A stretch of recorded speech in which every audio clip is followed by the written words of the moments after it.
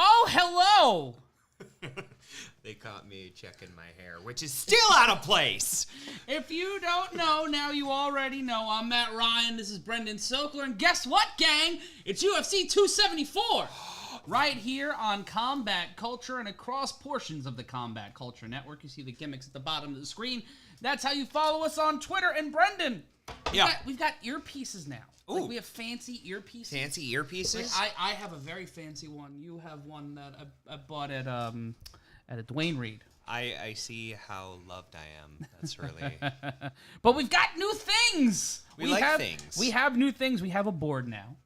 So we'll be able to play. We'll be able to get. We both get our own mics, which is lovely. Though, Matt? What was that? Do we have an entertaining though? Yes, we have an entertaining though.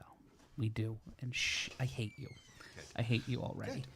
Here's a thought in the chat saying your hair looks good today. Also, you got to get up on that mic a little. I'm gonna get up on the mic. Yeah. So we've got sounds and. To give you guys incentive to donate to the Super Chat and make Stephanie Sotilli on the other side of the glass, who's our moderator, as always. Hello. Give us money. Yes. Give us some money. And I hear that from you and in here. Yeah, I know. Wow. It's going to get trippy. But we have tonight the opportunity for you to donate to the Super Chat. Donating to the Super Chat pays our bills and keeps us on the air pretty much because, well, we dance for money. This is our job. We dance for tips. So we live in a capitalist hellscape. Yes. Please help us. Yes. Yeah. I mean, you may be saying to yourself, Super Chat, I'll take the soup. But I think you should donate anyway. Yes, and if you want to donate to the Super Chat and you want to thank me, Brendan, and Steph for all the hard work we're doing yelling at our television, you get to hear this. Straight cash, homie. When you get to donate to the Super Chat. Every Super Chat gets a... Straight cash, homie. I didn't have it in my mouth. You don't have a phrasing button? That hurts. Okay, that'll take it. That better? Yeah, that feels more what I'm accustomed to. Fuck you. I play that whenever I'm leaving the restroom. And then we got this one. Yeah, with a swell. Do you know how happy I was when I got this? I mean... And I heard all the sounds it came with. The Straight Cash Homie didn't come with it. I promise. I put that in there before the show because I'm inspired. I'm an artist. I'm a genius. I am the Kanye of mixed martial arts yelling at televisions. What year? Between graduation and 808s and Heartbreaks. Okay, I'll allow it. There we go. But I am Matt Ryan. This is Brendan Sokler, and we want you to be a part of the conversation. It's not just us talking into these really nice microphones or yelling at our televisions. It's a conversation with you, the fans of mixed martial arts, and the fans of us here at Combat Culture. So please, like, subscribe, and most certainly comment. We want you guys to comment in the chat, and we got a lot of people in the chat right now. Carl Kern saying, what's happening, fellas? Bill Elder asking the question of all questions. Can't hang tonight, unfortunately. We're sad that you can't join us there, Bill. We love having you in the chat. What are your thoughts on the Charles Oliveira situation? Brendan, have you heard about the calamity that is Charles Oliveira? He has kept on half a pound and has made shit a little nutty. Indeed. Charles Oliveira missing weight twice yesterday during the official weigh-ins. The Arizona State Athletic Commission rules, not really clear on it, though, so not fun. Oh, we're coming in from Arizona today. Yeah, it is in Phoenix, and then you can see the comments on the chat right there. Matthew Henderson asking for the first time tonight, are you showing the fight? No. If you want to watch the fights, check the comment section, check in either the preview for this post or in the description below, and you'll see a way to watch it along with us. I feel like Oliveira missing weight in Arizona is John McCain's ghost long con. The player guy getting in our chat saying, not watching your commentary today. Joe Rogan and the gang do it better. Ordered the pay-per-view. Good for you! Hopefully you did it with our affiliate links so we get paid for it. So hopefully the player guy, you're doing that. And also you're listening to the show. Are you just having the page up and then muting it? I personally like to listen to both myself and Matt out of spite. Yes. So I understand this. I feel you. But yeah, the Charles Oliveira situation, that sucks. It sucks. So, for the uninitiated to this fact, Matt, what does this put the status of the title? The title is now vacant. The UFC lightweight title is now vacated. So the only way for the title to have a champion by the end of UFC 274 is Charles Oliveira not winning, Justin Gaethje winning the title. That's the only scenario. If Charles Oliveira wins tonight, he is not the champion. If Charles Oliveira loses, he is not the champion. Shitty situation. Yes, athletic commissions are the shits. Yeah. Oh. Woof. Oh, that's going to be a fun conversation on Monday. Oh, good God. Checking in on the chat. Thank you so much, Tommy Dabbinson. Y'all way better than Joe. We can communicate. Yes. Thank you. That's the one. That's we're the one, on it. That's the one thing we have over Joe Rogan is the fact that we can communicate with the audience and during the broadcast. I was going to say hair. Yeah, that too. I was going to say lack of horse medication. You can't say that about us. Yeah. Though. So Not much ivermectin, but like I'm on the horse steroids. Yeah. Like, how do you think my legs are so swole? My you all calves, can see them. The calf game, you never see below the waist here. You never know if I'm wearing pants or not on this show. Yeah, I named my calves LeBron and James. Yet you did that in 2002. Yeah. It was a weird time for you. Weird time. But we've got a big card here tonight, despite the fact that only one person can walk out with the interim title. But hold on to Stockton Mill. Straight cash, homie. Thank you so much, Stockton Mill, Straight cash, homie. for donating $1.99 to the cause. And you can donate to the Super Chat all night long here on YouTube. And also you can donate by just going to the YouTube channel. You can donate by watching. Just by watching us helps us so much more than you guys realize. Gene USMC always saying, I've always wondered what happens underneath the table. It's basically just me in sweatpants. It's not as dreamy as one would think it is. He's lying. They're touching dicks. You tie him in a knot, you tie him in a bow. And then when the broadcast ends, we run away from each other. It's called ducking. But he's Jewish, and I'm. You know what? You know what? It can't. You know what? We're not even gonna go down there. Brandon Coffey saying, "What's your prediction for the main event?" We're all gonna have a good time. I think it's just neat. Yeah, I think we're gonna have a swell time, gang. Kevin James asking, "Wait, is this tonight?" Well, today. Well, yes, it is today, and UFC 274 is today. It's happening right now during the fucking Canelo Alvarez fight. Yeah. DAZN not only puts it as a pay-per-view, so you have to pay $20 for the service and then like $8,000 for the pay-per-view. You then have the best boxer in the world going up against the best UFC card of the year so far. Logan Paul? That was a womp womp button waiting to happen. There we go. There we go. Still getting used to which one's which here. Yeah, that's fair. I think us fucking it up is It's a part. It makes the bit better. But Douglas Abramsky saying better dynamics than Joe and Mike is Matt and Brendan. Well, thank you. Oh, shucks. I'll take it.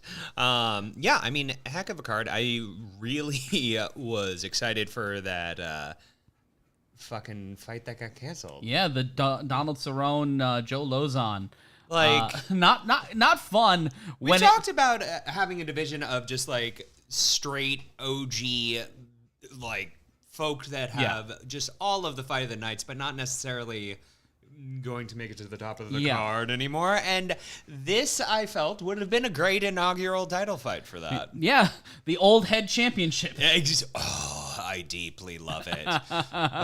God damn it. So what happened, Matt? What caused this fight? Donald Cerrone got a stomach illness. It's a non-COVID illness, but he was unable to keep anything down. Some hypothesized that it's food poisoning. Well, I also imagine he has parts of his intestine are gone, so I that's believe probably so, a little bit more serious. It could be any number of things. We are not doctors. Surprisingly, play one on TV. I don't. No, that's I'm just trying. you. That's you just doing self-tapes and crying. That's also true. The patient was a cousin. So yeah, what are we replacing that So with? I don't know what the replacement fight is, or they're just gonna go 4 fights. Also, Gene USMC saying Steph is the GOAT, so that means $1.99 goes to the cause and Straight cash, homie. There we go. We were told to gamify, so we're straight cash, homie. Gamifying. I like it, though. I do feel we should probably have some goat sounds. I will work on that. I'll call Thank Bobby you. Orlando tomorrow. It is Mother's Day, so I should call Bobby because he is your mom. That is true. And we've got, Legally but now. we do have great fights on this card. Starting things off on the card, the fights that didn't get canceled. Shogun. Mauricio Shogun Hua in a old head light heavyweight fight. Yup. Going up against OSP, Oven St. Preux. I cannot wait for this one. We have a guy who fought in Pride against the person who's tied for the second most submission wins in light heavyweight division history. And also is the master of the Von Flu choke. And I just love saying that. And then, if you didn't want to get ludicrous as fuck enough, Yeah. the Coco main event, Michael Chandler versus Tony by God Ferguson. I'm so deeply excited for this fight and also terrified for whoever loses because I like both of them so much as Someone's fighters. going home with a hole in the face. Another hole in the face. Yeah. Multiple holes in their faces. Just Swiss cheese's faces, you know? It has been a long week for both of us. We have been working 12. He's been working 12-hour days. I had like a nervous breakdown a few hours ago. It's been a fun time. But our co-main event and our believe you only mean it's a little sexy. yes, and our co-main event, which is the only fight where two people can win a championship in the fight, a rematch for the UFC strawweight championship. The two women who fought for in the inaugural championship fight in strawweight division history, throwing down as Rose Namajunas defends the title against Carla Esparza. This is the fourth defense again of her title. Two successful title defenses for Namajunas, and this is going to be her second defense of her second reign. I can't wait for this fight. I think it's going to be a straight banger. This It might be fight of the night. Yeah, it's going to Yeah. be fight of the night in my opinion. Yeah, I mean, and that's on a card where we have Stacked. this main event: OSP versus Shogun, Chandler versus Ferguson, and then in the main event for the UFC lightweight championship, Kind of. Charles Oliveira at 155 and 1/2 pounds, not defending his lightweight title. Do you think that half pound is guilt? Oh, that half pound. Oh, that is guilt. That is agita. That is shame. That is that one dumpling you had like 8 years ago that you still regret to this day. Listen, Penn Station did not have the offerings it has today. No, it does not. Oh, you've been to yeah, we've both been at Monahan Station lately. Steph and Is it Monahan? I've been having it be like Bobby Moynihan Station in my head. It's Moynihan Station. William Patrick Moynihan, the former senator from the state of New York. Why do I? I'm glad I'm right. Yes, but at Bobby William Patrick Senator Moynihan. Boom, boom, Shabbat Shalom. But taking a look at the main event here, Justin Gaethje able to win the UFC lightweight title against a guy who held the belt up until like 28 hours ago, Charles Oliveira. Man, how badly that must be affecting his headspace. Oh, I was talking yesterday with members of the MMA Mania staff, and I was like, yeah, he's done. He's cooked because he had to do the cube of shame, which already that puts you in a weird headspace to make weight. And then on top of that, missing weight twice, but he couldn't lose a 1/2 pound in an hour. I wouldn't even know how you would go about doing that, but I think that it speaks more to how weight cutting is. Yeah, I mean, it's a common conversation within the mixed martial arts community about whether or not we should do away with that and possibly look at more natural weight classes. Yeah. Because we have had, not within the UFC, but within other promotions internationally, you've had people be so dehydrated that they end up dying. And that's no bueno. Not good at all. Ellie Moth in the chat saying, hey, hello. Hi! Thank you for watching us, Ellie Moth, and thank you for everybody watching us across the Combat Culture Network. If you want to be a part of the conversation on the social media machine, you can tag me at MRyan Consulting. Tag Brendan at Brendan Sokler, and you can follow Stephanie Sotilli on Twitter at Steph Sotilli as we gasp headlong into the headscape abyss that is known as 2022. And Ellie joining us from Sonora, Mexico. I want to address what Bill Elder threw in here. Tony Ferguson wins. What does he say post-fight interview? He's been very vocal this week. What has he been jib-jabbing about? I haven't been able to follow much of it, but Bill, if it's Tony, let us know. If it's Tony Ferguson, he's talking that shit. He's talking that He's shit. He's calling out everybody. He's probably going to want a title fight if he beats Chandler. That is the big one. And also, it is 10 o'clock in the Eastern Standard Time Zone. And Brendan, you know what that means? No. You've been doing this for over a year, man. Oh, yeah. It's time for the main card of UFC 274. We've got the copyright screen, so if you're watching this fight illegally, you know you're breaking the law. Or if you're that guy watching it because he likes Joe Rogan better than us, enjoy it. Yes, man. please. Please, if you buy the pay-per-view in our link below, not only are you able to watch along the card with us, but you're also helping us out too. You're giving us a little bit of chingle changle, and we've got a offer in the chat. Bet $500 free from our friends over at DraftKings. That's an exclusive offer you can only get in the Combat Culture YouTube channel. So if you're watching us on other platforms, watch there too, because then you miss cool stuff like exclusive offers and donating to our super chat. Robert Estrada joining us in the Chizat. Hi, Bob. They just did a close-up shot of Oliveira's back tattoo that says his name, and I'm wondering, is that the half pound? You gotta wonder, like, please give us your best what is the half pound jokes for the evening. We are looking forward to it. Hashtag what was that half pound? Or, you know what? Hashtag half pound. Yeah, hashtag half pound. Let us know what that is and drop it in the chat as well. And if you want us to read your tweets, you got to tag us. If you're talking about UFC 274, tag me, tag Brendan, tag Stefan, tag MMA Mania while you're at it. Yeah. And while we're at it, so that this can leave my head, I read the words DAZN often. I don't hear it aloud often, unless we're doing this. But does it always make you think of Discovery Zone? Was that a thing when you were a kid? Yeah. Okay. Because the thought of Canelo fighting in the ball pit. Oh, I'd watch this. I'd love to watch that. And he's fighting a guy in Dimitri Bivol, who's a bad motherfucker. I'm sure. Yeah, and I want to watch that fight more than I want to see any blood relative. But let's take a look at the chat. Bar, bro. It is a low bar. It's a very low bar. You can an ant could trip over it. But let's take a look at the chat. Toker88 pulling a El Gigante saying, "Give me the belt." He wants the belt.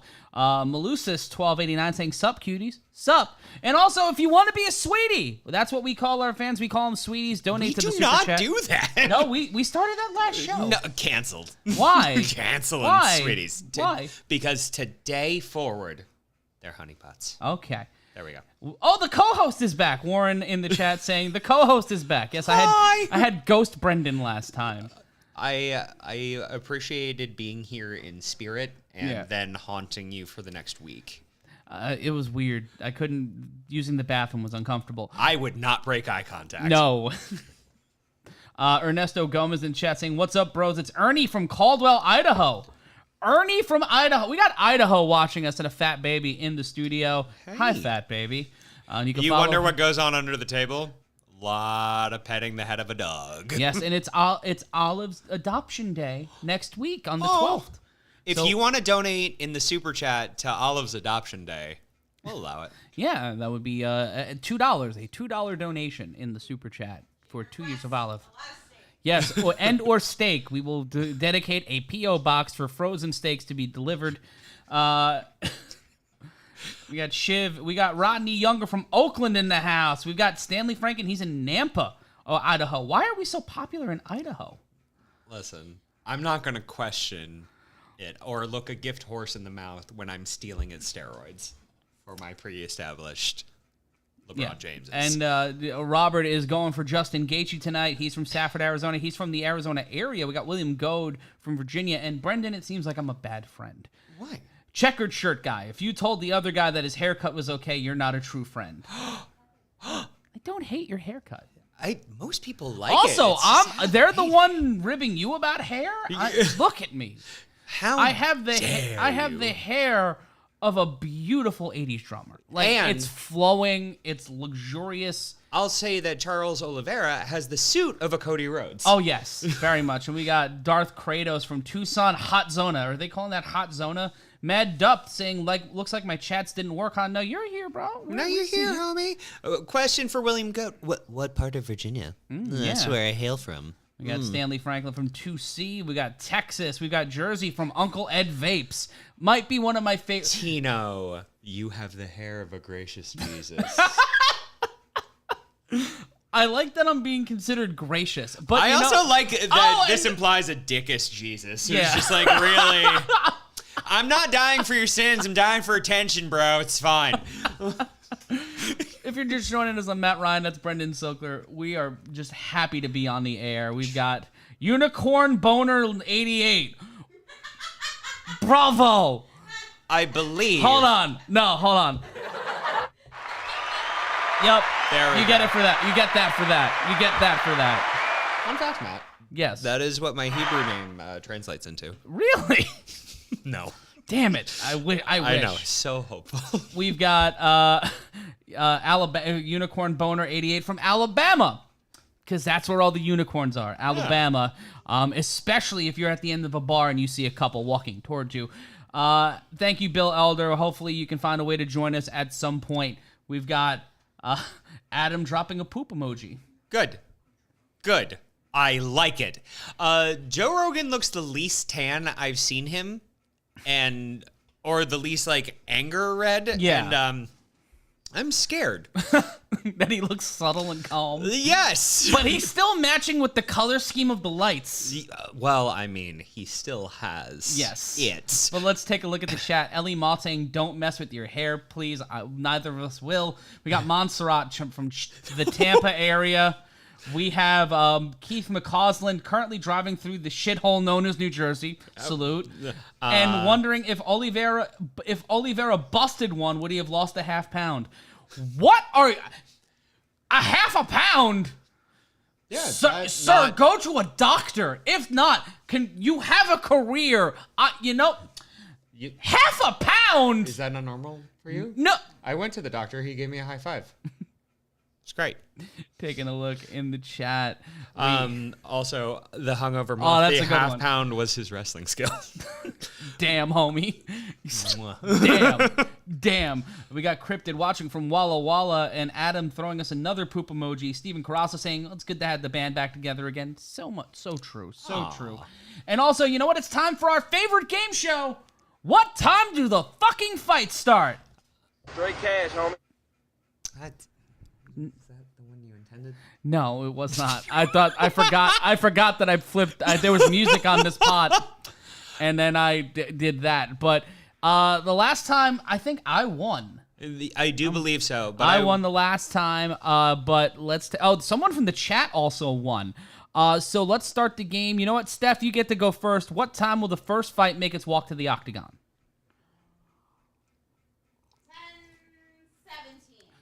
10:17. That's a good one. Do we have any other guesses from the audience? And also let us know in the chat what you think. Uncle Ed Vape says 10:22.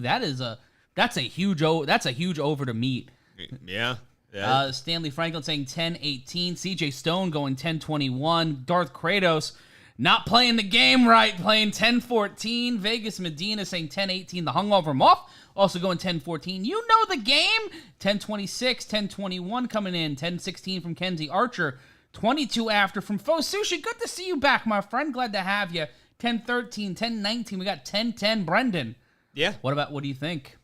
So Steph said 10:17. You know, it would be bold, Matt, if I chose 10:15 and if you wanted to just like really shoot your shot. 10:16. Yeah. You know what, Do Brent? you dare?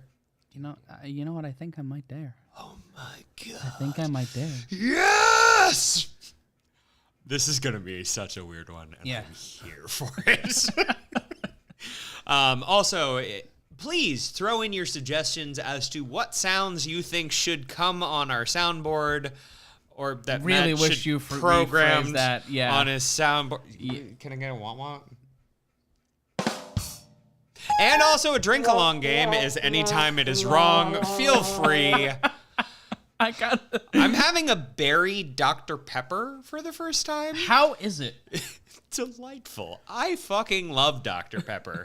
I'm a late convert to Dr. Pepper, but I'm not a late convert to Rose Namajunas. Weird shit she said before the Zhang Weili fight aside, I love watching her fight.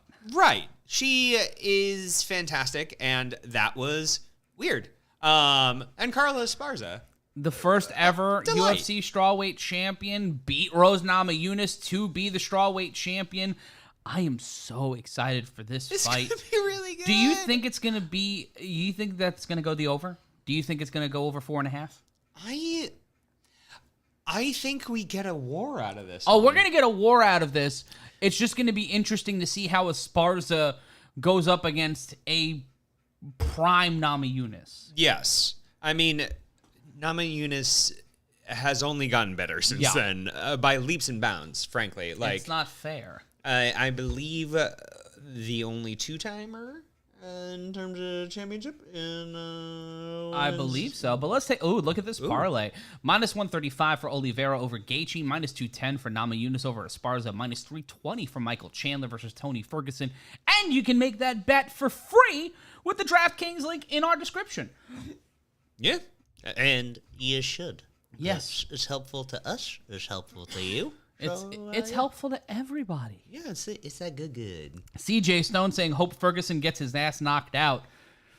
So It's possible. it's fully possible. I mean, both these guys have been putting on banger after banger after banger entire career, but in recent memory have been having some difficulties.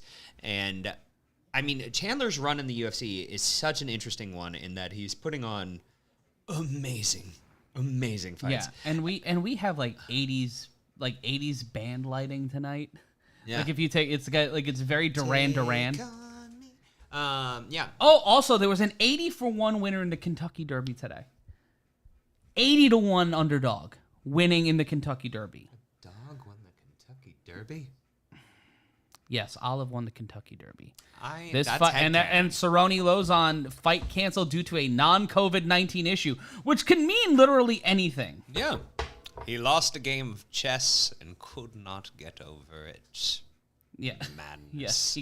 He got sad. Randy Brown Oh, versus Chaos Williams. Oh, great. I like name. this. I like this happening. Great- I love Chaos Williams. Great names, the both of them. Randy Brown, great porn name. And then Randy Brown sounds like he should be working for Silk Sonic in some capacity. I believe he is their electric harpist. Yes. Um, J.R. Templeton with the most apt description of what Cowboy Cerrone's going through right now. Cowboy was puking and shitting. Just cutting to the quick.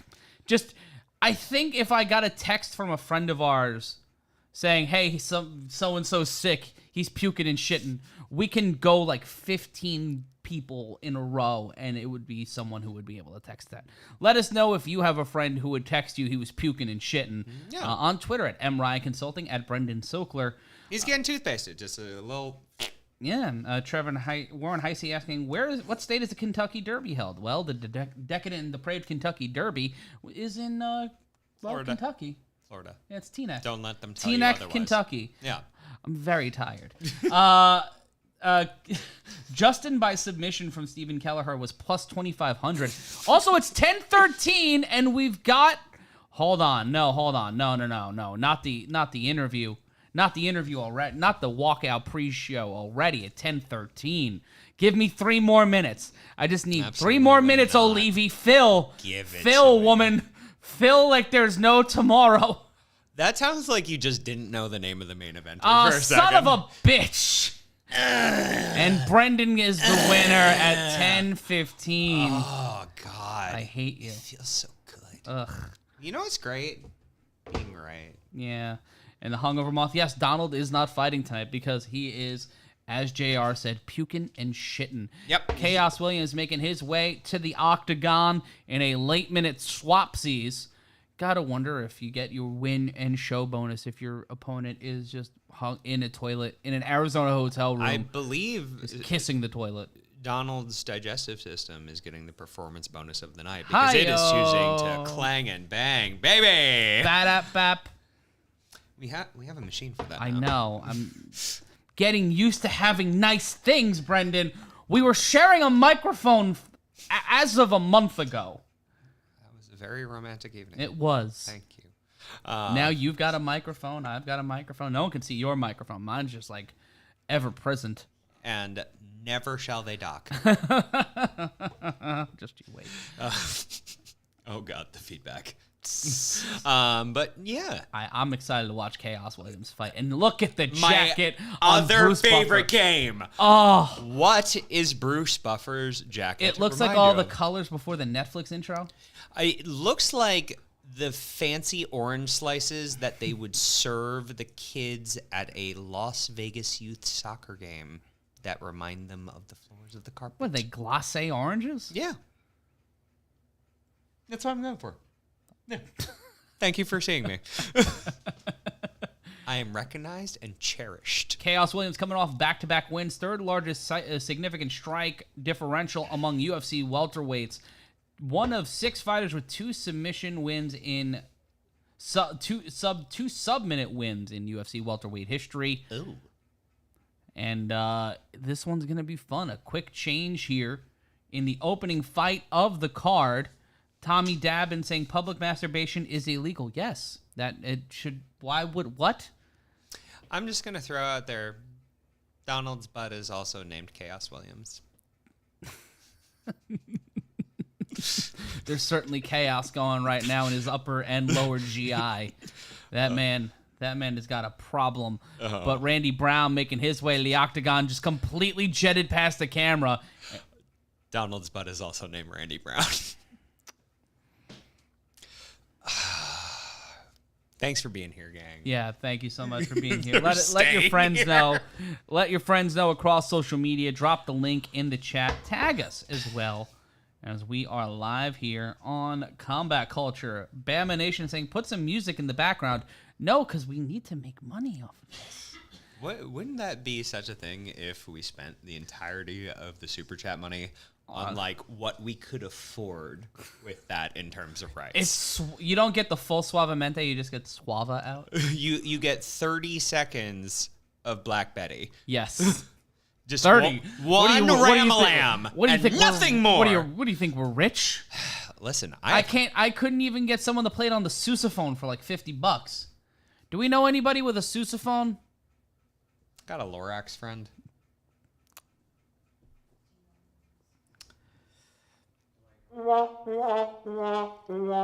Got it right! Straight cash, homie. There we go. Candy Ass Kami, fantastic name. Saying Cowboy is missing his intestinal tract. Not good. But Brandy Brown. Do you know who has it? Who? Oliveira. It's the half pound. That's not a lot of intestine if it's only a half pound. Jay Ken saying just sing for us. Maybe. Maybe. If If you donate to the Super Chat, I will totally sing. All right, I'll say this. If you donate more than $20 to the Super Chat, I will sing 8 bars 8 bars? of a song of your choosing within reason. I have the right to refuse it if Brendan also refuses. That's fair. You know what? Brendan and Steph get to approve whether or not I sing We'll it. have a veto. Really want to give me that power? I think we're both comfortable with this power. Okay. Let's take a look NWA. at the tail of the tape. Randy Brown, 31. Chaos Williams, 28. Brown, 3 inches taller. 6'3" to 6 foot for Williams. Brown, the tallest active UFC welterweight.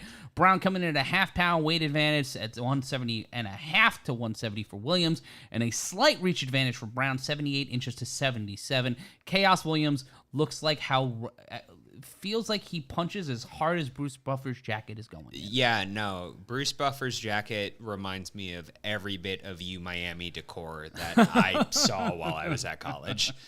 It's All about the U, baby. all about. But Y'all damn, don't suck again. no, isn't that nice? And then the Nationals do. It's a trade. It's fine. Chaos Mets. Williams hasn't blinked. No, he has got that 1,000-yard stare. This is the Fassbender stare. Yeah. You just don't blink and He's- everyone thinks you are the best. He's fighting out of Detroit. So that is a Detroit stare. I'll take it. That is a first act of 8 Miles there. Also giving me a little bit of 2002 The Rock with the flourish. But here we are. Randy Brown also looking loose, looking ready. We've got Adrian Sensimia. What it do, my guys? 44 on the wake up today. Can you dig it? That's a lot. Those are a lot of words. Yeah. Those are a lot of words. It's a pick 'em according to DraftKings -110. 8 bars of cabaret. Interesting. Oh, I'm comfortable Interesting. with that. But you, I might if check you it. want me to sing the song, you have to donate $20. Yeah. So you donate $20 to the super chat. Oh my God, those people are people that exist. Jason Herzog. They were also at U Miami with me. Oh, our first Slipknot request of the night, Heretic Anthem. If you guys want to hear me sing these songs, you got to donate $20 to the super chat. And it will be Randy Brown going up against Chaos Williams in our first fight of the evening. Here we go, stepping inside the octagon. This fight brought to you by Sadness. Nothing but sadness. Nothing but sadness. Brought to you by Donald Cerrone. Yes, kick to the leg by Williams, missing on that one. Neither fighter landing in the first 15 seconds. I really like the new score clock for the UFC. Way easier to follow. Williams was stepping in, and Brown just finding a way to pivot out of those shots, setting up the jabs with the leg kick there. Williams landing that leg kick again, trying to go for the inside of the right leg. The right leg, the outside leg, leading with that right leg. Body kick. Ooh, kick there by Williams, kicking to the midsection. Brown going for a savate kick to the kneecap. Williams missing with a kick. 4:15 left to go in round number 1. I'm Matt Ryan, joined by Brendan Sokler on UFC 274. Coverage brought to you by the beautiful people at Combat Culture. Almost gets kicked in the balls as Randy Brown, but he gets a right to the noggin.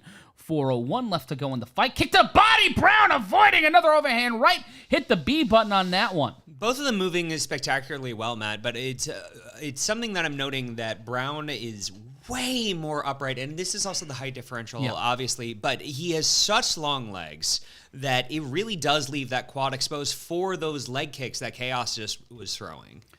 Jab followed up by an amazing combination. Brown, then Williams with the combination, but not landing on the combination.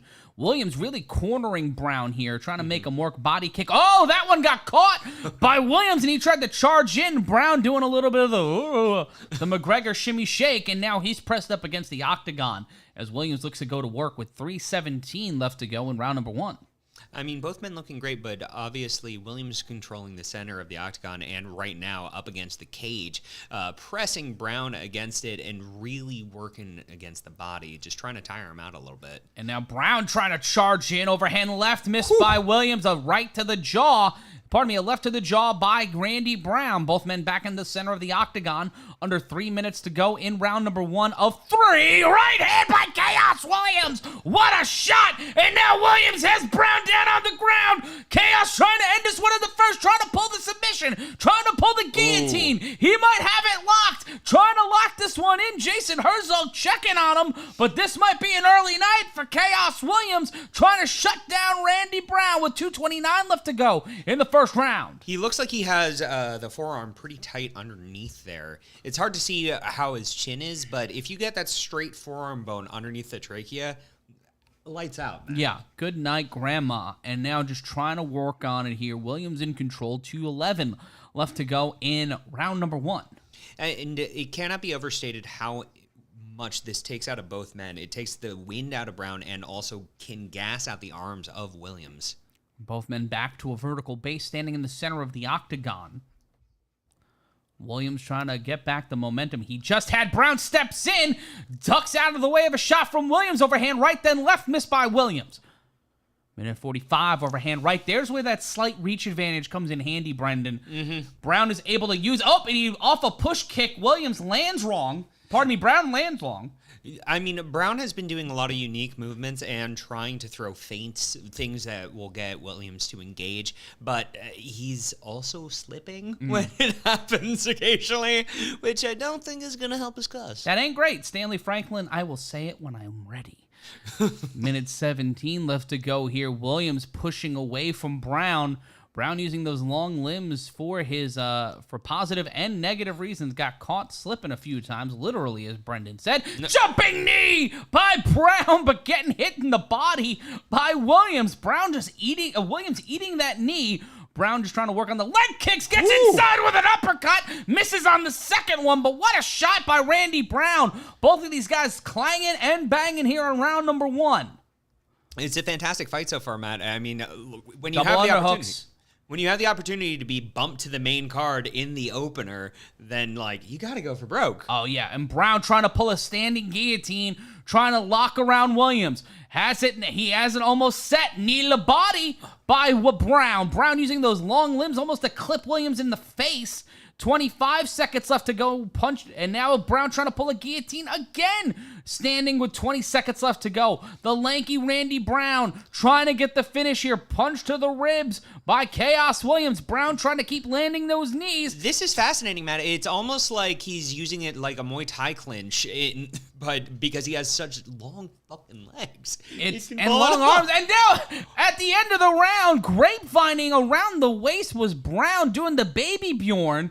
And at the end of the first round, Randy Brown might have stole it in the last minute. It cannot be overstated how important the last visual is for the judges, particularly if you're in a state that isn't necessarily running MMA as often. It's like, what are you leaving them with? And he left them with a submission attempt that looked real strong. That was a really solid attempt. Yeah, I mean, and a fantastic round by both men. Matt, who would you call it for? You know, I liked Williams. Williams controlled at least 3/4 of the round, but for me, Brown did a really good job in the last 30 seconds. But that shot from Williams to Brown really could have ended this fight. Yeah, we had at least one really great guillotine apiece for both men, and then a couple of good clips. Yeah, and Brown finding his way out of that one from Williams was pretty insane. Truly. Backwoods Bandit saying, get bigger glasses so we can see the screen. No, I'm going to get smaller glasses to spite you. Round 2 begins, both men standing in the center of the octagon. Williams. We're going to drink out of thimbles. Fuck you.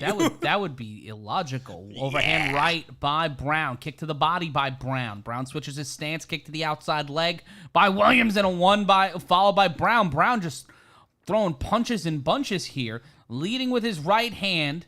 Kick to the body that time. Williams barely avoids that one. Brown gets caught, but Williams might have caught Brown with a little bit of that backlash. Standing in the center of the octagon now, Williams being pressured by Brown, trying to get back to the center is Brown, but he keeps stepping back on his bicycle, trying to time that right hand is Chaos Williams after the push kick by Randy Brown, just waiting for it, waiting for the opportunity to throw that right hand, and the leg kick missed that time by Chaos Williams. Both men have traded some heavy leather and some really solid kicks, and yet I'm not really seeing either of them slow down. But that kick from Brown to the inside of the knee just now. Both men trading shots. A beautiful shot to the head by Brown right into the center of the forehead of Chaos Williams. A kick to the leg, just working on the leg is Chaos Williams. Smart move there. The lanky, long leg Brown. There's not a lot of definition in the calf, so if he can keep working on that shin, he might find himself getting a contusion on there and breaking down Randy Brown. Skip leg day. And just kicking to the legs is Chaos Williams as he circles around the perimeter of the octagon. 2 quick jabs and an overhand left. A left hook not landing. And I'm trying to load up that left hand is Chaos Williams. Randy Brown stepping inside, kick to the leg by Williams. Williams and Brown just throwing with impunity and doing a little bit of a big dance, and then gets caught. Got caught a little too close to the sun there, Icarus. Brown now put into a situation where he might get taken down by Chaos Williams. His back being pressed up against the fence with 2:55 left to go in round number 2. Brown trying to pull that guillotine again, but Williams pressing his neck into the shoulders of Brown to avoid that opportunity from Brown. I mean, honestly, also some really impressive defensive work in terms of how quick their hand speed was and how well they dodged. Like, both men, it was kind of matrixy. A little bit.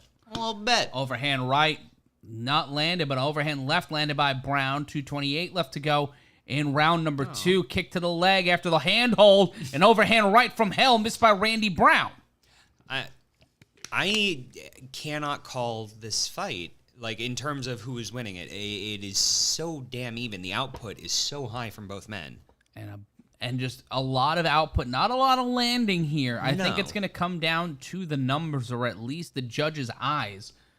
And just a kick to the leg again by Chaos Williams. Yeah, it's something where things like that last moment of the round is going to be very important. And if we can get some knockdowns, that might push it over. Certainly will, with a minute 47 left to go. In the round number 2, the opening fight of UFC 274, trying to pull the guillotine again, the standing guillotine, is Randy Brown, but it looks like Chaos Williams is trying to do a variation of a T-bone suplex. I was about to ask, has a Northern Lights suplex ever been done? I want to say it has been, and yeah, that was more of a Northern Lights. Pressed up against the fence, and now a foot stomp. Now Williams foot stomping Randy Brown. Real dick. That just gotta suck. Like, Yeah. that might not be the most painful thing in MMA, but it's just gotta suck. And punching his way out of a Muay Thai clinch was Chaos Williams. He literally punched himself out of a single Muay Thai clinch, missing with a left shot to the ribs, the midsection, though. Randy Brown standing after that shot, push kick by Brown not landing. Under a minute left to go in round number 2. Williams avoiding a spinning back kick by Randy Brown. Overhand left, and then a couple of shots inside by Chaos Williams. Chaos Williams avoiding a leg kick after landing one. If we take a look at significant strikes, it's 18-11 for Chaos Williams in round 1, 21-17 for Williams as of now in round number 2, with 30 seconds and 2 more leg kicks landed by Chaos Williams. And lest we forget, you also had Brown attempting the guillotine for a lot of that first round, so that does account for that differential a little bit. With 17 seconds left to go, Williams pressing Brown up against the octagon, but Brown in control, trying to take a single leg and then just smushing the face of Chaos Williams against his bicep and forearm. With 2 seconds left to go, we are going to go to the third round, Brendan, in a real back-and-forth fight. Both guys giving everything they have, but not able to land as clean a shots as they would want to. No, I think this is a testament to how evenly matched they are in terms of both hand speed and defensive acumen. I mean, both fighters have been within range, throwing fast and hard, but able to dodge very effectively. A lot of really good feinting. It's a very good fight. And we got some people joining us here across the Combat Culture Network. If you're joining us for the first time, hi there. Hello. I'm Matt Ryan. That's Brendan Sokler, Stephanie Sotilli on the other side of the fake glass. Anthony Levesque saying, "D boys, blunt smoke." Facebook, ladies and gentlemen. Facebook still exists. Are we saying they're the boys? I guess. Are we blunt smoke? I don't know. Well, Magical Land's a first-timer. Welcome. Hopefully we'll turn you into a long-timer, like Toker, like everybody else in the chat. We got a lot of great people who join us. Stephen Kelleher. We got a lot of great people who join us all the time. Faux Sushi. A lot of awesome people in the chat. And people joining us throughout the night. If you have a friend who loves watching the UFC but can't afford the pay-per-views, let them hang out with us. We'll give them a good time. Standing in the center of the octagon as we start round number 3. And Brown trying to land some shots, trying to dictate some range here against Williams, who's trying to get inside. And a kick to the face by Randy Brown. He push kicked Chaos Williams in the face. That's a good place to push kick. Jesus Christ. Kick to the knee that time by Brown. Williams trying to get inside and cannot find a way to land some hard shots in. Attempted Superman punch by Chaos Williams. And then a push kick by Chaos Williams. Kind of looked like a variation of a crane kick. A lot of variety of strikes out of both men. Also, I was thinking earlier, there was a very odd strike that happened. I was like, what is the most unique or weird strike you think you've seen in MMA? Because what came to mind was like a belly button flick, and I don't think that's happened. A boop. Overhand right, and Brown in trouble. Covers up and bounces out of the way. And this is going... kick to the... Randy Brown with a hook to the right. Well, a right jaw hook. That was so good it made me not remember how to say words. Who needs words when you have violence? We do. We have to describe the violence. Shit. Left hands by Williams not landing, missing the leg kick. Does Chaos Williams. Randy Brown might be taking this third round. Overhand right, but Brown's arms are so long that it was the wrist hitting Chaos Williams in the face. Williams looks like he's adrenaline dumping as Brown just landing rights with impunity. Beautiful pivots, beautiful moves there, beautiful boxing by Randy Brown, finding his way to slip out of the punches of a more compact Chaos Williams. I gotta be asking myself right now whether Chaos is gassed or if he's conserving energy while Brown is dumping just these punches and punches. I think we're gonna figure that out at the 90-second mark. I think that's when it turns. I agree with you. I think it's something where he's trying to conserve some energy to have the finishing picture of the round. And Williams coming out with a couple strikes, shooting a couple left and right jabs.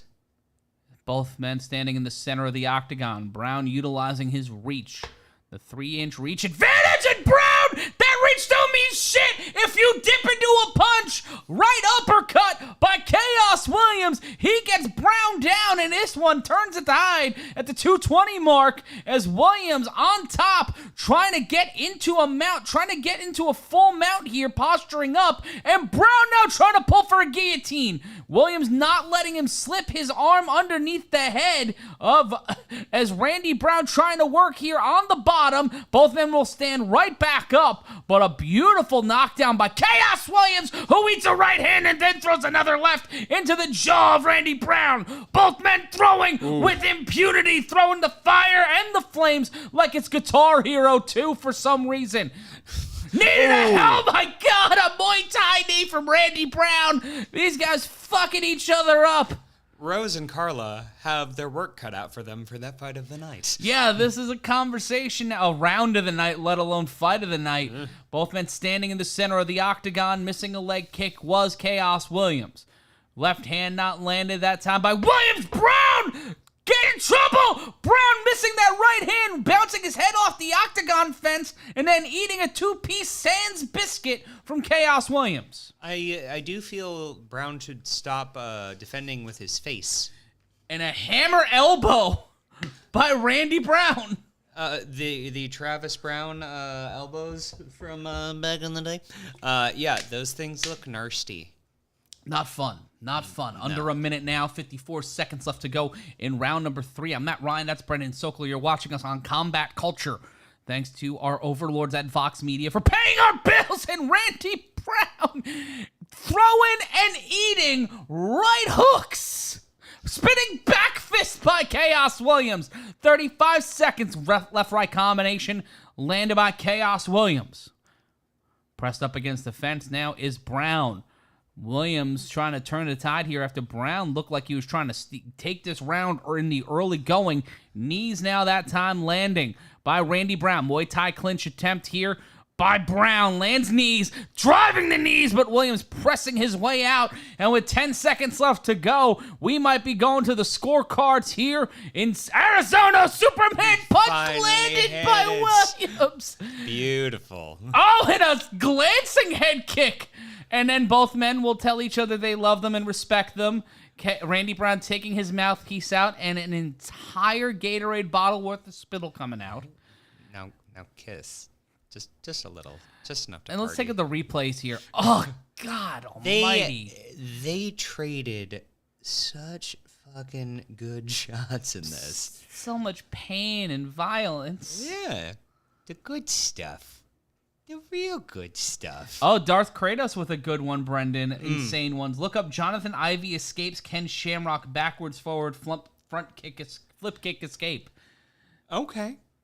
I might. That just sounded like a whole bunch of YouTube keywords.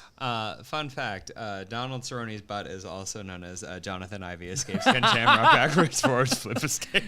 Tag us on Twitter with the hashtag #half-pound. Let us know what the half-pound was. Yes. That Charles Oliveira couldn't drop. The half-pound was the effort it took to say that joke. Stephen Kelleher dropping $10 in the chat asking for 2 bars of cabaret. Now, you guys are the judges. Do I have to sing two? It's a $10 It's just donation. one welcome. Jesus, man. Come on. All right. Steph, you signing off? Did I hear cabaret? Yeah. 2 bars of cabaret. Yeah, sure. Go ahead. So You can't have the lyrics, though. You have to know it by heart. hold on. Steven, this is for you. Straight cash,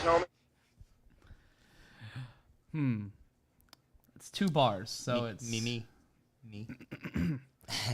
Welcome in, bienvenue, welcome. That was unexpectedly good. Ha ha, ha ha, I can sing pretty, bitches. I didn't know that. Well, let's go 29-28, 29-28 for Randy Brown, winning by split decision. I'll accept that. I mean, 29-28 across the board, but for Randy Brown getting the win here tonight, no knock on Chaos Williams. no. I mean, it was. If it had gone either way, I would have been Run okay with it. Run that motherfucker back. Run it back. Yeah, run it back. That was Pay-per-view of a fight night. Yeah, I mean, pay-per-view of fight night. Main event of a fight night. There we go. Running on 5 hours sleep. Yeah. And I haven't eaten dinner yet. Yeah. But via split decision, Randy Brown defeating Chaos Williams. Taking a look here at the chat, the hungover Moss saying, my prediction for the night, all fights will end via decision tonight. I think just knowing that I have to be up at 7 something, that you are right. Just because I'm sorry. It's the 2020s, baby. This is how we do it. But very impressive second and third rounds by Randy Brown that I do think pushed him over. Yeah, I think that, but damn, you can give Chaos Williams that fight. You could. You could entirely. give Chaos Williams that fight. I would have given Chaos Williams the 3rd round, and I think he would have won the fight. I think I may have given Randy Brown the 3rd round because wasn't the kick to the face in the 3rd round? Yeah, I think visuals like that just kind of it's on and popping, as the kids would say. Do and they also say Toker 88 with the best smooth puppies, and then immediately pipes. Smooth puppies. You know what? All right, guys. I think we're gonna have to change the name of our fans again. You are the smooth. That's the name of our motorcycle gang. If someone wants to design a Smooth Puppies biker patch, I'm good with that. Also, we'll sell it in the we have a merch store for paying our rent reasons. For our cool jazz station where we talk about MMA. Hey, you smooth puppies out You're there. listening to 99.9 WSMP, the Smooth Puppies. Oh no. Goddamn. All right. Justin Gaethje won't go to a decision, says David Wilkinson. Well, we've got 2 predictions. The hungover Moth saying all fights in the main card will end via decision. David Wilkinson saying Gaethje won't let it go to a decision. So, what side are you on? What do you want? You know what, Steph? Put it on the poll. Oh, the Arizona Coyotes still exist. Yeah. Huh. The smooth puppies. Oh, shit, Rick Rufus. Stay away from him. Jamal Hill's there. I'm just surprised people go to Arizona. Oh, shit, Chuck Liddell with his... I'm not going to make fun of Chuck Liddell. No. I swear to God, I'm not going to make fun of Chuck Liddell. No. But the Just for Men, just a bit too much. Just a bit too much. You mean that the hawk is becoming a It looks like hawk? It looks like he poured an entire bottle of Kikkoman on it. Yeah. Yeah. Good. But Steph, put it on the poll. Will all the fights tonight go to a decision? And we have that poll on the Combat Culture YouTube channel. And if you want to make a free bet, we've dropped it in the chat. Yeah. You can wager tonight on us, on our friends over at DraftKings. If you want to drop some coinage on tonight's fight, we've got the link for you in the chat, so you can get a free bet from our friends at DraftKings. These dreadfully sad graphics of Oliveira with the belt. I just want in the background Mad World. Oh, no. Or just the sad Hulk walking away music. So, if Oliveira wins... Yes. Is he now #1 contender for the Yes, Bounty it would Number basically Loss? be whoever won the Chandler-Ferguson fight or Poirier going up against Oliveira. You really think the winner of Chandler-Ferguson is getting... Well, who's in the top 5 in the lightweight division right now? Let us know in the chat if Oliveira... Well, I think you run the fight back. It's the same thing as when Davison Figueiredo and Jojo Benavidez. When Figueiredo missed weight, and he beat Benavidez, and then they ran that fight back. Oh, this is very Star Warsy. And it's for the next time we are here on the Combat Culture YouTube channel because Israel Adesanya is stepping into the octagon. It's always so good. The Stockton Mill saying that Thug Rose is going to lose tonight. Interesting. Wow. Valentin Raphael saying Conor is going to get the title shot, obviously. Makhachev. Oh. Gaethje versus Makhachev. I'd take it. Oh, I want it so bad. Yeah. I want it more than a lot of things. Yeah. Oh, man. That Ottasanya Anderson Silva fight. Oh, That was a beaut. that was fun. That was nice. Wilkinson saying, don't forget about Islam Makhachev. I didn't mean to forget about Islam Makhachev. I love me some Islam Makhachev. Yeah. I just love saying Islam Makhachev. Drink every time he says it. Oh, no, you're going to... No. It's not Makhachev. But I can't wait to watch Israel. One of my favorite fighters to watch is Israel Adesanya. I mean, top 3 at least for me, I want to say. Timothy Blake saying that Thug Rose will win in the second round by knockout. Nairo Nut, thanks for joining us, Nairo Nut. Glad to see you again. Conor will lose to anybody he fights. Like, literally anybody. Sick. I'm going to make so much money. Would Conor McGregor lose to the Hamburglar? These are important questions. He wouldn't. But He wouldn't lose to the Hamburglar. Everyone loses to Grimace. Yes. Nothing can kill the Grimace. Nothing. On our old set, in our old studio, we had the photo that is now on one of the drawers on the other side. It was a framed photo from the Clerks cartoon. Nothing can kill the Grimace. But it looked like with the frame covering some of the words, nothing can kill the Grimac. Steph pointed that out to me the first time I framed it. And it's going to be Israel Adesanya versus Jared Cannoneer on July 2nd. That's not the next time we join you. That is Ottasanya and Cannoneer. That's UFC 276. That's 2 pay-per-views from now. Volkanovski Holloway 3, Sean Strickland versus Alex Pereira, Lauren Murphy versus Misha Tate, Pedro Munoz versus Sean O'Malley, Uriah Hall on the card, and then Israel Adesanya going up against Jared Cannoneer. Hot Jesus, July 2nd's going to be a party. Is there any other type of Jesus? We had that conversation. We did have that conversation. The gracious versus Dick Jesus. Yes. XX Almighty _ Amigo XX official, which I swear to God that person came from a time machine and was just message board. You are our message board. You came from the DOI or you came from MySpace. You were on Forbidden page before, trying to get into our top 8. Yes, I dropped a Forbidden reference in the year of our Lord 2022. But let's point out what he was saying. Yes, Matt Ryan versus Tai Tuivasa at UFC 278. Why do you want me to die? I know I'm fat, but why do you want me to die? Hey, you give him a shoe with foot fungus that was in it? Yeah, but that's after he drinks it after the fight. Listen, that does Matt, me no good during the fight, Brendan. Matt, there's nothing that does you good during that fight. Of course not. But foot fungus. He would need to be arrested. Stanley Franklin called my bluff. The impunity, not 8 bars. Slipknot, 8 bars. Stanley Franklin has donated $20 to the super chat, which means Straight cash, homie. one more time. Straight cash, homie. And oh, my mic cord was covering up the slip in that. I thought he was just like, just say impunity. Just fucking do it, damn it. I need it. he wants me to sing. You put the needle into your where? All right, let me find a Slipknot song to sing. No, Matt. You have to sing what you think a Slipknot song is. No, I have to sing 8 bars of a Slipknot song. Yes, from memory. From memory. All right. It can also be memory from Cats in the style of Slipknot. I would take it. All right, I'm gonna Take your time. I'll No, just I've got the hook of one. I've got a hook of one. send hook. All right. And the rain will kill us all. We throw ourselves against the wall. No one else can see the desperation of the martyr in me.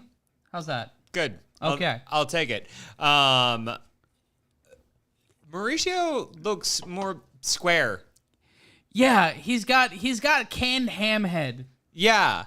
I don't know what happened there. I mean, always strong jawline game. Yeah, But it's definitely... He looks like Dr. Cube. a little bit. Yeah. The man fought in Pride where you could soccer kick men in the face. Yeah. Hey, you can soccer kick men in the face I wherever miss, you want if you don't care about I missed the soccer kick. I myself would never want to be involved with someone who soccer kicks another human being. Oven St. Preux with the ability to soccer kick another human being is frightening to me. Yeah. If we brought back Pride rules, if we just said fuck it and said athletic commissions can go piss their sister, Yeah. just bring it back. What's the weirdest MMA rule you would want to bring back? Let us know in the chat. Please first explain Yes. what piss your sister means. I don't know. It's a not game. allowed. Every time I say things, there's a Mad Lib. 10 out of 10 improv. Look, I'm sorry I didn't graduate from the diploma mill of the Upright Citizens Brigade. That's a phone. The fucking University of Phoenix of ha-has. The Hollywood Upstairs Comedy College. I passed all the levels. So what is that interviewer standing on? It looked like a... They gave Megan O'Leary her own spot, and they had a chyron for her, too. Octagon. Stockton Mill donating $20 and doing pumped up kicks. All right. Know that one. Do you know that one? I know the hook. I know the hook. If not, I can sing what I know the song is about with Yeah. none of the lyrics. This song's about guns. It's kind of subtle. You don't realize it's about guns till they shoot real bad and they shoot your friends and it's kind of scary. Kicks.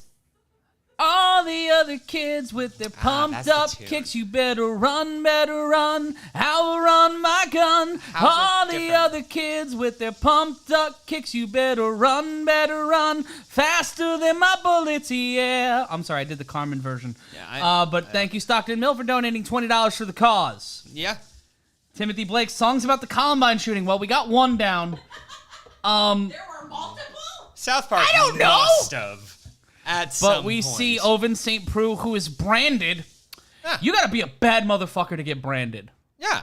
Or in certain fraternities, which is both. Which is bo- ostensibly which is both. both in this case. Yeah. I believe that is of a fraternity, that particular Omega symbol. But yes. Yes. Rhino with the OSP hurts Shogun. He goes down. OSP chokes him out second round. Oven St. Preux tied for the most performance awards in UFC lightweight history with 8, second most finishes in UFC lightweight heavyweight division with 11, and 4 of 7 Von Fluke chokes in UFC history. It really hits my ear as Von Trapp every time. Oh, Douglas Zabramski. The sound of violence. Yes. Douglas Zabramski. Any of the rules that Joe Son broke in UFC 4. Good. Was that the dick punches? Yeah, that was the dick punches, but Just Joe dick Son's punches. not a good person. No, he was real bad. Crime and Sports Podcast. Listen to that episode and prepare to be really uncomfortable. Yeah. Jesus. Yeah. Fuck that guy. Fuck that guy. Or don't. Don't. As we see the hero walk for Just- Mauricio Shogun Hua. Do you think he retires after this fight if he loses? Like, that's the thing, If he is like, loses. you love these fighters and you want to see them keep fighting, but you realize that fighting, not great for you long term. But I can see Shogun having an Arlovsky-esque run where it's just like, wait, when did you just pull 3 wins in a row? How the fuck did that happen? And then he just lost it. He just got 4 in a row again? What the fuck? Yeah, that there is a certain rarefied air for UFC legends like that. Former UFC lightweight champion, obviously tied for the most performance awards in UFC light heavyweight history with 8. A 2018 inductee of the UFC Hall of Fame in the fight wing. 3rd most knockouts in UFC World Extreme Cage Fighting, Strikeforce, and Pride history with 17. He's got the 3rd most knockouts among the 4 of the 5 biggest MMA promotions of the modern era. Not too shabby. And also, if you want to donate to the Super Chat, please do. And also, if you want to hear me sing whatever you request, within reason, donate $20 or more to the Super Chat for 8 bars of singing. It's like a piano bar with violence. And also, if you could plug the computer back in the plug to your left. Oh. Gotta take the headphone out. There we go. But thank you, Douglas Abramski. Thank you, Stockton Mill, for your donation. And one more time. Straight cash, homie. And if you want to do a bet on this fight, you get a $500 risk-free bet for UFC 274. Head to tinyurl.com/betUFC273. Don't worry, the link is still valid. That is tinyurl.com/betUFC273. It's time for the Tale of the Tape. Shogun 40, Ovince St. Preux 39. St. Preux with the height and reach advantage, 6'3.5".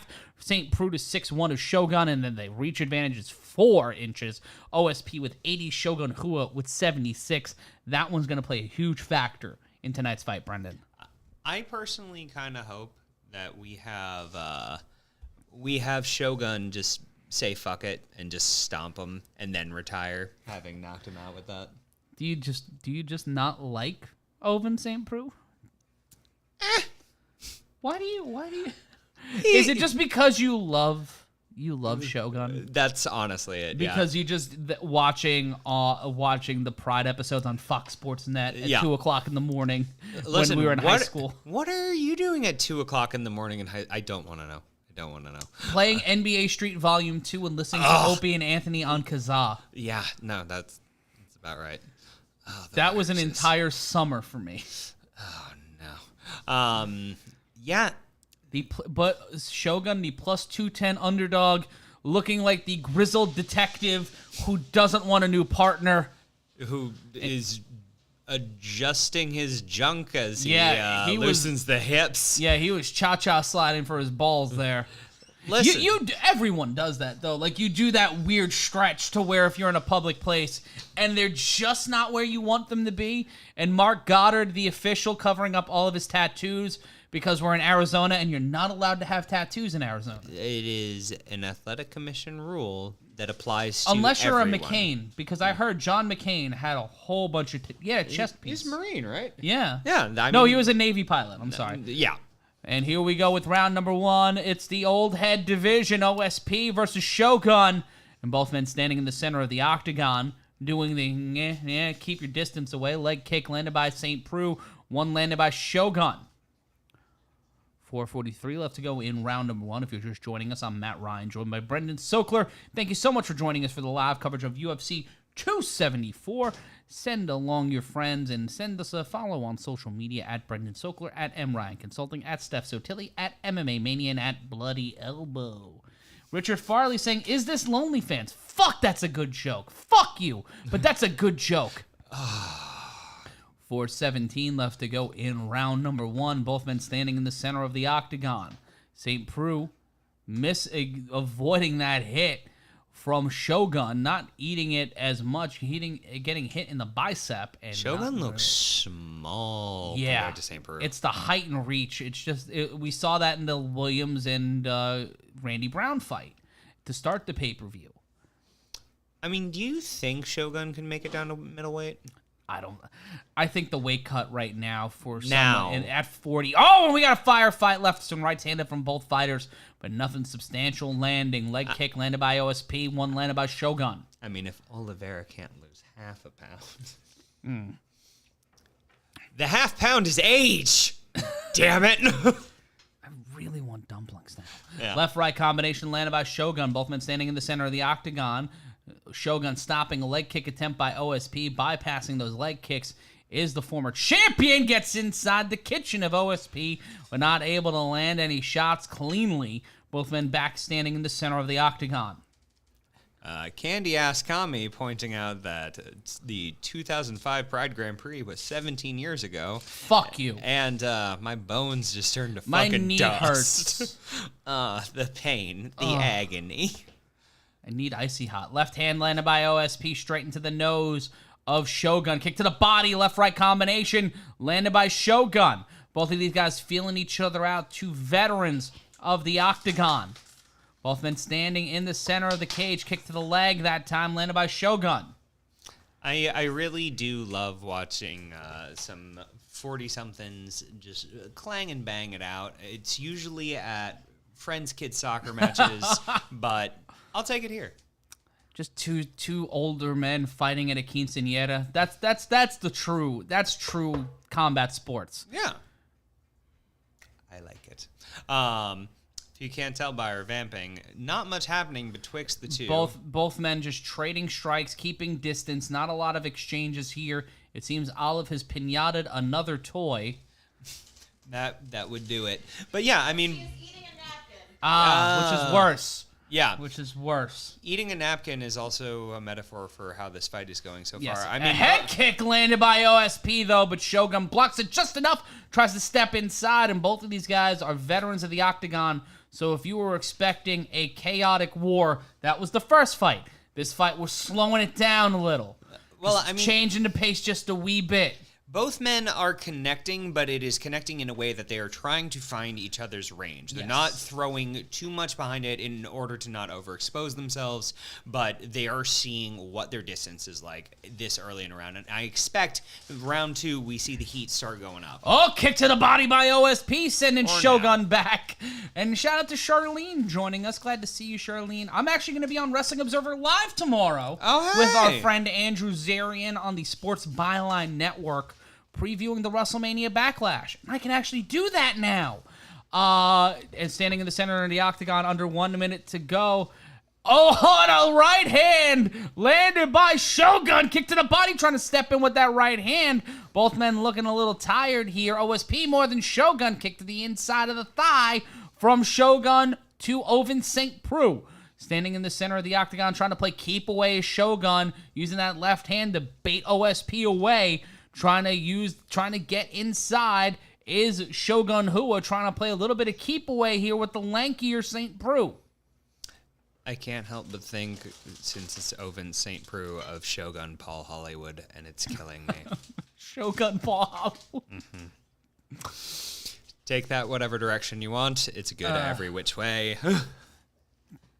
Kick to the inside of the thigh again by Shogun. 5 seconds left to go in round number 1 in what has been what you would expect from two veteran fighters. Yeah, a feeling out process, not an overexpansion of energy, but you can see from Shogun's midsection that those kicks from OSP were definitely finding their mark. Definitely lit up and a bit red and around the face. I mean, maybe he put a little more pepper on that than we originally thought. It was he got caught clean a couple of times. Yeah. Like, I can see them giving OSP this round. I would have to look at the significant strstrikes. I would Jay give it to Ken OSP. asking how many fights are left. We have 3 fights left tonight. Enough to fucking party. What's wrong with you? Sleep deprivation. Oh, yeah. We got this. No, X Almighty, Migos, whatever the hell. That's just what I look like all the time. Yeah. Yeah. We're both drinking Dr. Peppers tonight. They didn't sponsor us. We just had a bunch of Dr. Pepper in the We've fridge. had a long week and opted for the caffeine for the Yes. day. We've both been up for over 12 hours. I want to say that the way that Shogun's torso looked made me think OSP was like, ha, surprise jellyfish. OSP starts with a leg kick in round 2, then goes for the head kick, goes downstairs, upstairs, like it's a 70s British television program. How dare you? Sorry, it's upstairs, downstairs. Never mind. That could be now. Yeah. Shooting for his Downton Abbey. Sam, how dare you? 4:38 left to go. You know me. Narc. And St. Preux just trying Just to play keep slapping away. Shogun's hand is like, no. Batting it away. No. It's like Olive when she doesn't want to give me a toy. 4:24 head kick blocked by Shogun. I love that that's your dynamic. Olive, can I please have a toy? Rock. Yes. And then leg kicks by Shogun.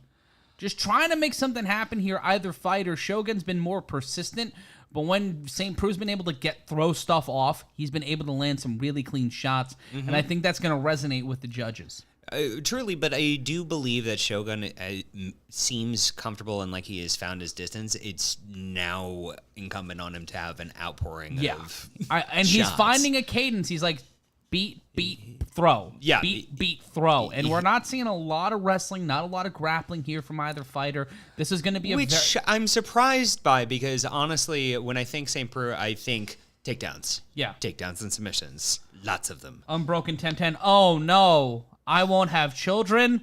That is terrible. No, that's Dr. Peeper. Oh.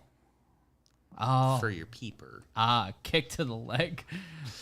It's like that bug juice rumor we all heard when we were kids. Yeah. 3:16, what left to go in round number 2? I'm Matt Ryan, that's Brendan Sokler. Shogun with the right-left combination. Ooh, that leg kick to the inside of the knee was enough to... Hey, Olive. Olive getting amped up for this round. Was enough to make St. Preux's leg go all the way back around and have to reposition. I was Trying to kick the leg out of his leg, but Shogun coming with a right-left flurry right towards the face of St. Preux. Not able to land everything, but able to get St. Preux on his bicycle. Both men back standing in the center of the octagon with 2:40 left to go in round number 2. A fight in the light heavyweight division. Checking that head kick was Shogun, blocking the attempt from Oven St. Preux. Both men standing in the center of the octagon now with 2:27 left to go in the second round. I mean, a very even fight so far. I got to give OSP round 1. And so far, Shogun not dominating this round, but is clearly with more octagon control, which I think will factor in the judge's decision. And with 2:09 left to go, Kevin Holland down with OSP on the UFC Twitter machine. And if you want to hear either of us sing, you can donate $20 to the cause. Yeah.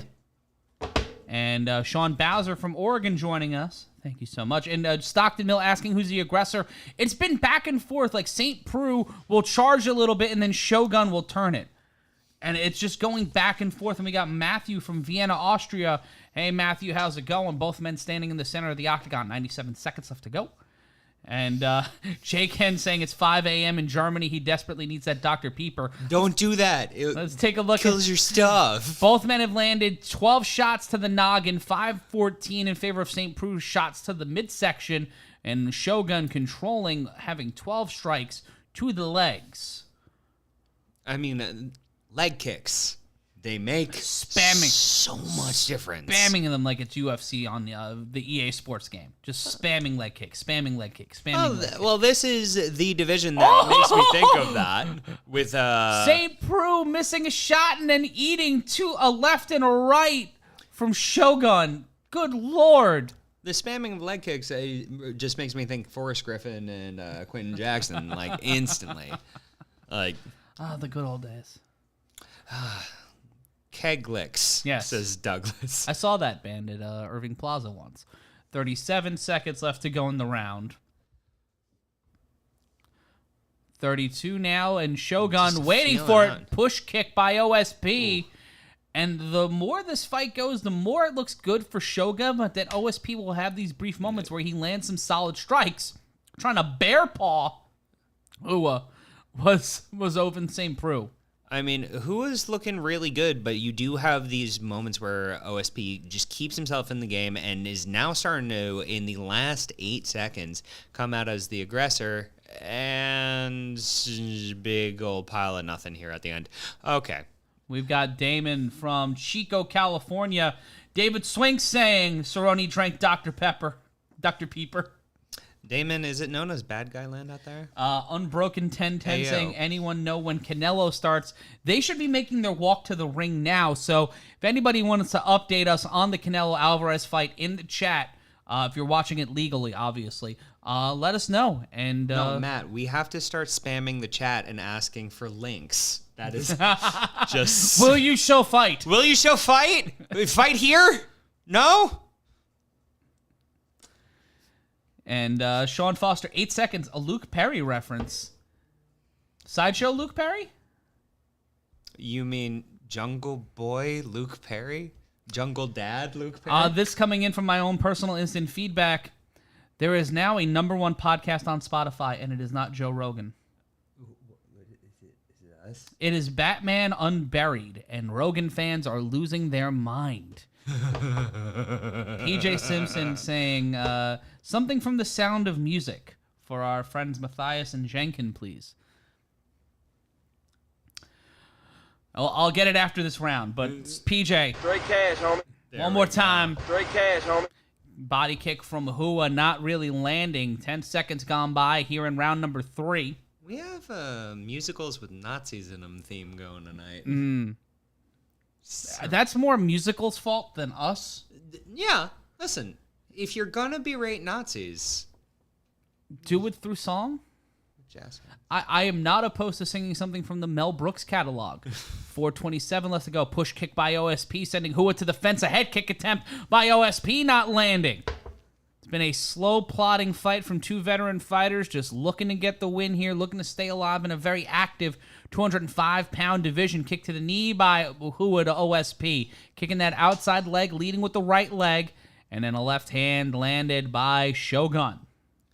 Shogun's looking pretty impressive in this fight, Matt. But honestly, I could use a little bit more output from either of these men, a little bit more aggression as we're getting into the final round. Give me Harley Race in the Ric Flair bounty promo energy every time from a fighter, and a stiff kick to the ribs by Shogun. Yeah.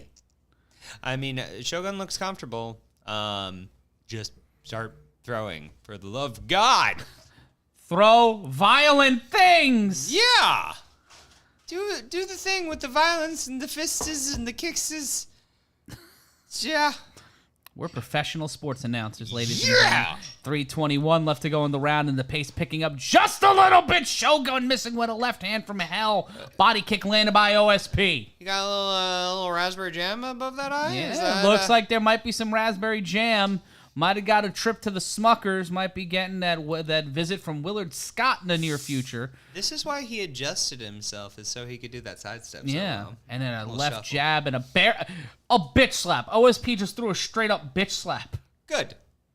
I like Ooh, it. a solid left, and Shogun got his chin checked a little bit. He got the reset button. His brain made the PS2 startup noise, but he's still standing. Not better than he ever did, though. But he is a true survivor. It's the N64 rules, Matt. He saw his blood, therefore he gets superpowers. The no mercy rule. Yeah.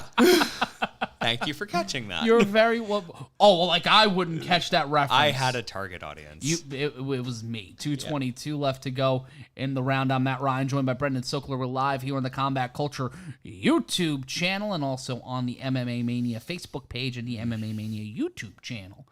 Trigger D saying Matt Ryan, the MF GOAT, the most fluffy GOAT. Yes, I am the most fluffy GOAT. Bobby Orlando is the greatest of all time. I am the most fluffy GOAT. Left hand thrown by St. Preux. 2 minutes left to go in this fight between two certified legends at 205 pounds.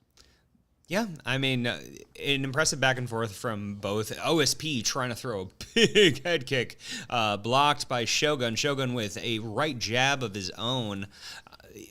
We got to see an outpouring from either of these guys, because right now I have it 1-1. Yeah. And these are the definitive 90 seconds. Yeah. Go hard, boys. And after this, we'll get some. Well, Brendan will run the chat for a second. I'll run the chat for a second. But I will sing my song before that. Hey, chat. How you living? Minute 18 left to go here.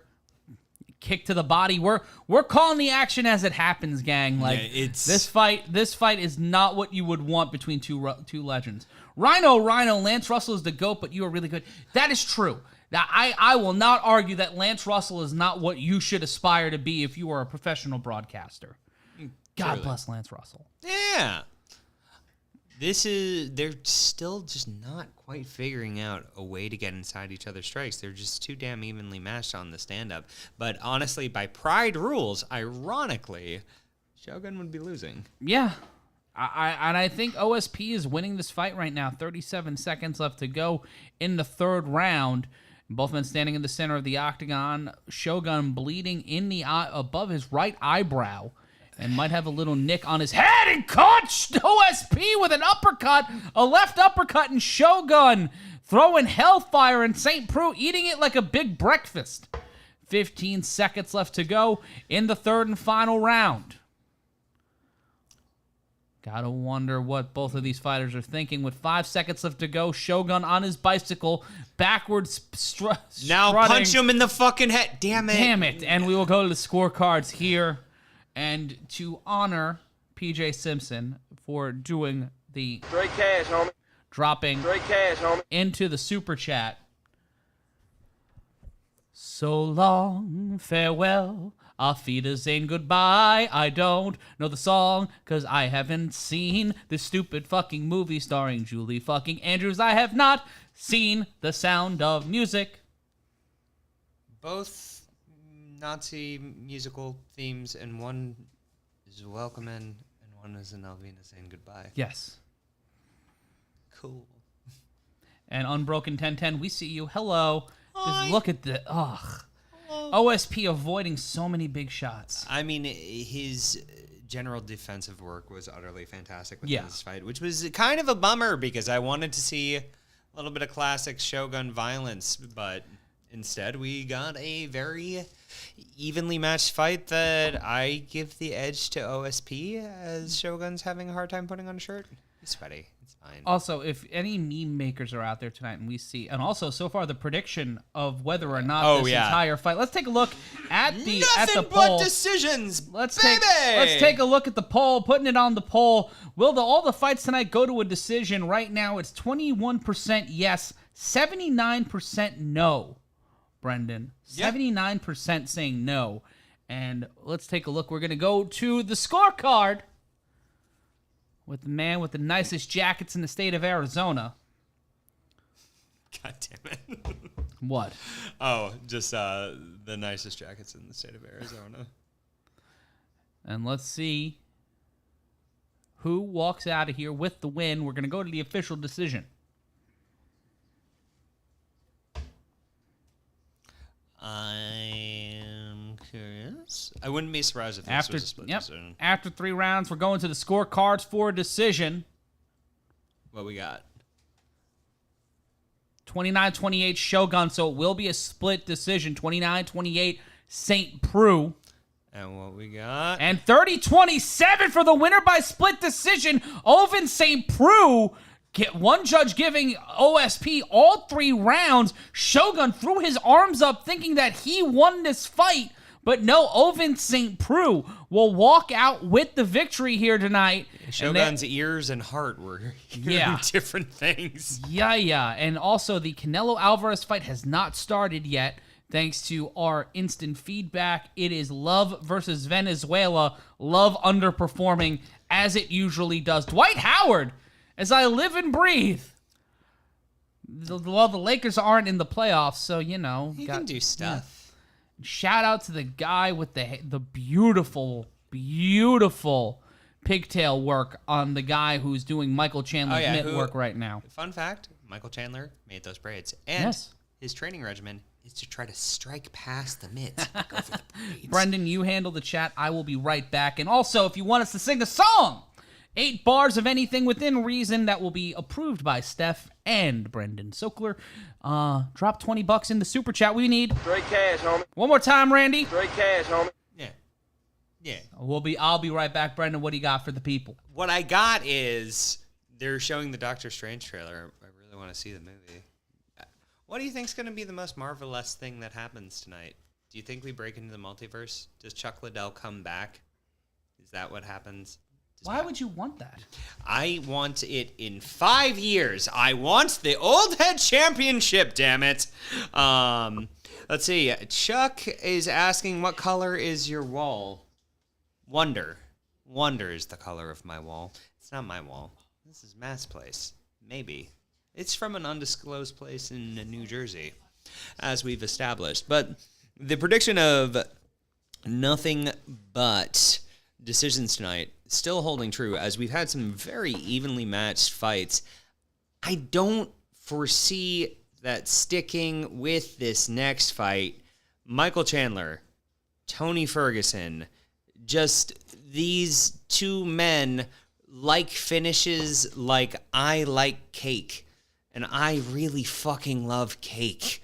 It's going to be interesting to see where Tony Ferguson's head is within this fight. I think he's had a couple of rough ones within the past couple of years, just in terms of where his mental's been. I mean, honestly, twisting your leg, turning to say hi to someone, getting you out of a title fight is certainly a heck of a way to have your head game get fucked up. But Purposeful Porpoise, great name.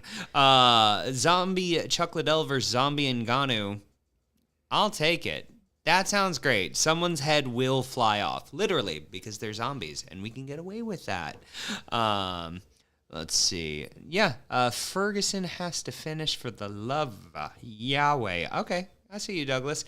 Yeah, I have to see a finish out of this one because, honestly, there's too much power, too much violence within both these men. And they're finishers, damn it. And that's exciting. Ferg getting spanked for 3 rounds, says Unbroken 1010. Well, I mean, if that's how he's doing it, I don't know if he'll get a finish out of that. Doesn't seem very practical in terms of knocking him out unless Tony has a remarkably weak ass. Which, if you twist your leg like that, you might. That does affect the glutes, I gotta say. Chandler gets the win in 1, says Alcosis Wildfire. I didn't say that right. That's okay. Michael Chandler has also had such an interesting UFC career so far. I mean, has looked utterly fantastic, but also not necessarily been getting the win record that he'd like, which is why I don't necessarily think this is a number 1 contender. I think this is one of those fights where you have 2 guys who have so much in the tank, but possibly their bodies might be giving out a little bit. And trying to establish where they are in the pecking order in the most shark-infested waters division, in my opinion, in the UFC. And has been since, I'd say, the Gray Maynard, Frankie Edgar era. Lightweight division has always been so unbelievably stacked, which gives such weight to this fight. I mean, where are these guys in the pecking order? Both still have the skill set, but is the body going to hold up with it? We shall see. Do or die for Tony. I see him doing the deal, says the Stockton Mill. Yeah. Faux Sushi says, Tony, the kind of guy to get cut. I mean, get cut from the roster, get cut in the face from going to war. Ferguson ain't getting cut. No, because here's the thing: he will put on a good fight until he falls over and explodes and poops his pants. I don't know. You take over for a minute. I need to re-up my caffeine. I'm Matt Ryan. That's Brendan Sokler. Tony Ferguson making his way to the octagon. And Heat Rider, we're happy that you're back with us. Saying Chandler has it in the bag. Ferguson getting spanked for 3 rounds, according to our lovely chat Unbroken 1010, making that known. Stockton Mill saying do or die for Tony. Aeschylus Wildfire with a bold statement, Brendan, saying that Ferguson should have already been cut. I could have seen it. I don't think that they'd ever do that based on his record, the ways that he puts on such fantastic fights. Like, that was the thing that I was saying earlier, Matt, was that if you put on banger after banger and have been in the top of the division for a spectacularly long time, it's not like a John Fitch situation where, like, you put on snoozer after snoozer and stay at the top and then have 1 banger before you get cut. Yeah. It's a different animal. So... And Ferguson being wiped down now. Former interim UFC lightweight champion. Not had the best run of it lately. Taking a look at some props to watch. Chandler to win inside the distance, -110. Chandler to win by decision, +215. Ferguson to win inside the distance, +600. Some interesting props to watch there. And also, you can read my UFC column every week on Bookmakers Review. You could look up Bookmakers Review or just follow me on Twitter at MRyan Consulting. I drop it every week. Sean Foster saying, is he speaking from the toilet? No, Brendan is speaking from the studio kitchen, which is, yes, we have a kitchen? Does have a toilet in it. Yes. Do we agree with the title being taken by the scale? No, I'm not a big fan of the title being taken by the scale. I also am not a fan of unclear athletic commission rules. So, Never happens. no. Shouldn't happen. Should not be the case here. Should not be the case at all. If you're joining us for the first time, hi there. I'm Matt Ryan, the ghost of voice you hear in the background. Someone joining me right back here in the studio. Hi. It is Brendan Sokler. We've got all of the fat babies, Steph on the other side of the glass, and the professor joining us as well. I just like saying that. You know what I like saying, Matt? That I'm grateful for you having grenadine because I made myself a Shirley Temple. Yeah, I forgot we had grenadine. I made a Shirley When did we get grenadine? Super Bowl. Yeah. Superb owl. The we can superb say owl. The event celebrating owls. My cat is named after that show. And you should know that. You Yes. know. They don't. They should though. Yeah. I have 2 cats, Coach Ted Lasso and Nandor the Relentless. Yes. Both good boys. And we have all of the fat baby who you could follow on Instagram.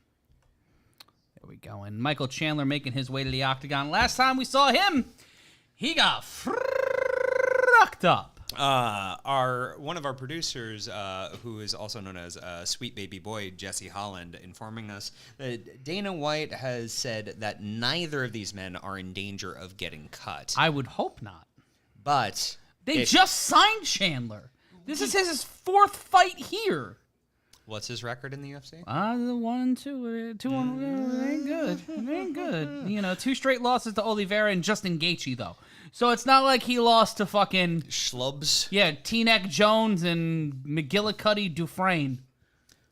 You said that we wouldn't talk about my MMA days as McGillicuddy Dufresne. That's a good one. Yeah, no, it's a goodie. Adrian's crested gecko is named Nandor as well. Good. They should have a play date. My cat might kill your gecko. Let's not do that. Brendan's shirt fits in with the wall, according to Chuck Eshelman. Thank you, Chuck, for joining us. I Douglas am the wall. Abramsky saying name bombing. Rhino saying the Mulkey brothers. Oh, I would have loved to watch the Job Guy MMA. 80s Job Guy MMA would be so fun. That would be the late, great Rocky King in an MMA fight. Jesse Holland saying Mitch Hedberg never die. Goddamn right. Yeah. We both look like like our face, like my hair, your face. We both look like if you combine us together. If we made Smush, done. Ugh. If we escalator Why did you temporarily Sturst, done. I don't like what all of the words you just said. Andrew Cackett, I didn't see your comment, pal. I'm sorry. I don't go see back it. up. I don't. Go back down. There's so many comments. Go middle. George South in MMA. My God. Let's take a look at the tail of the tape. Chandler 36, Ferguson 38. Ferguson with the height advantage, 5'11" to the 5'8" of Chandler. Chandler coming in a half-pound heavier at 156 pounds. The reach, sweet Christ, 71.5-inch reach for Chandler. Ferguson with the 5-inch reach advantage, 76.5. I love that they kept Chandler's graphic moving and Ferguson's just...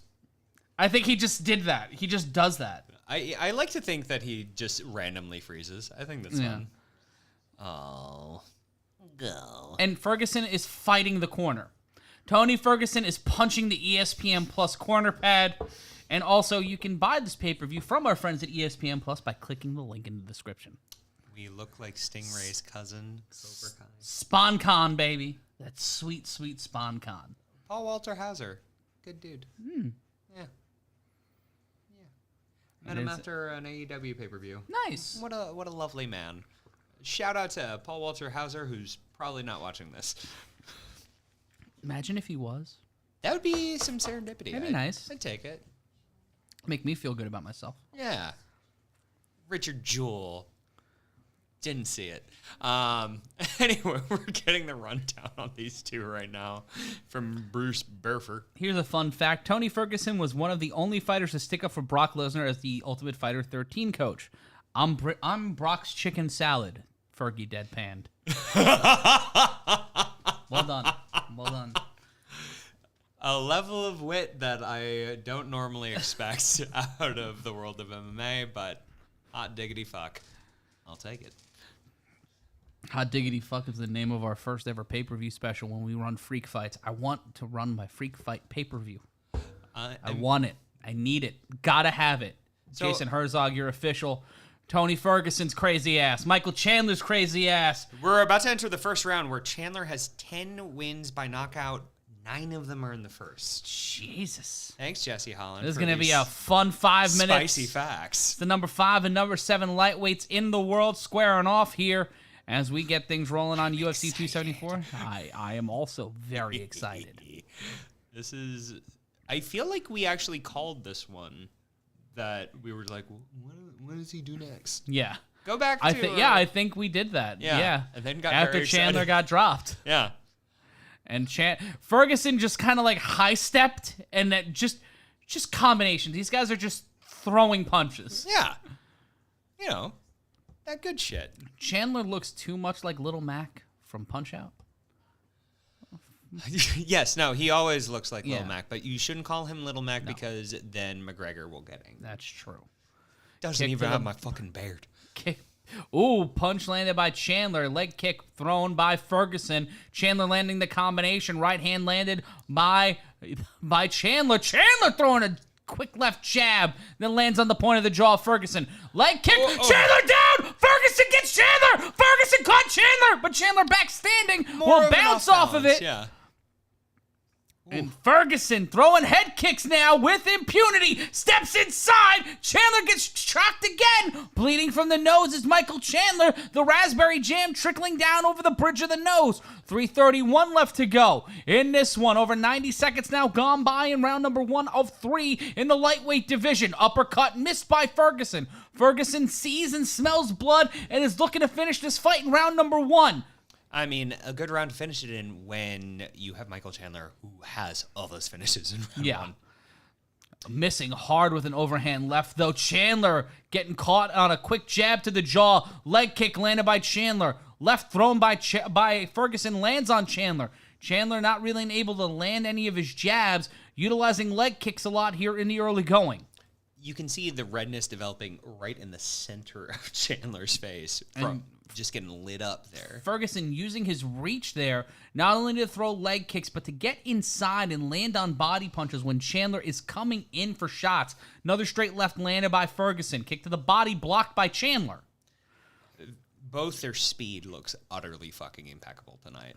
And what a takedown! Michael Chandler just spine busted Tony Ferguson into a mount, and now trying to posture up is the former Bellator lightweight champion.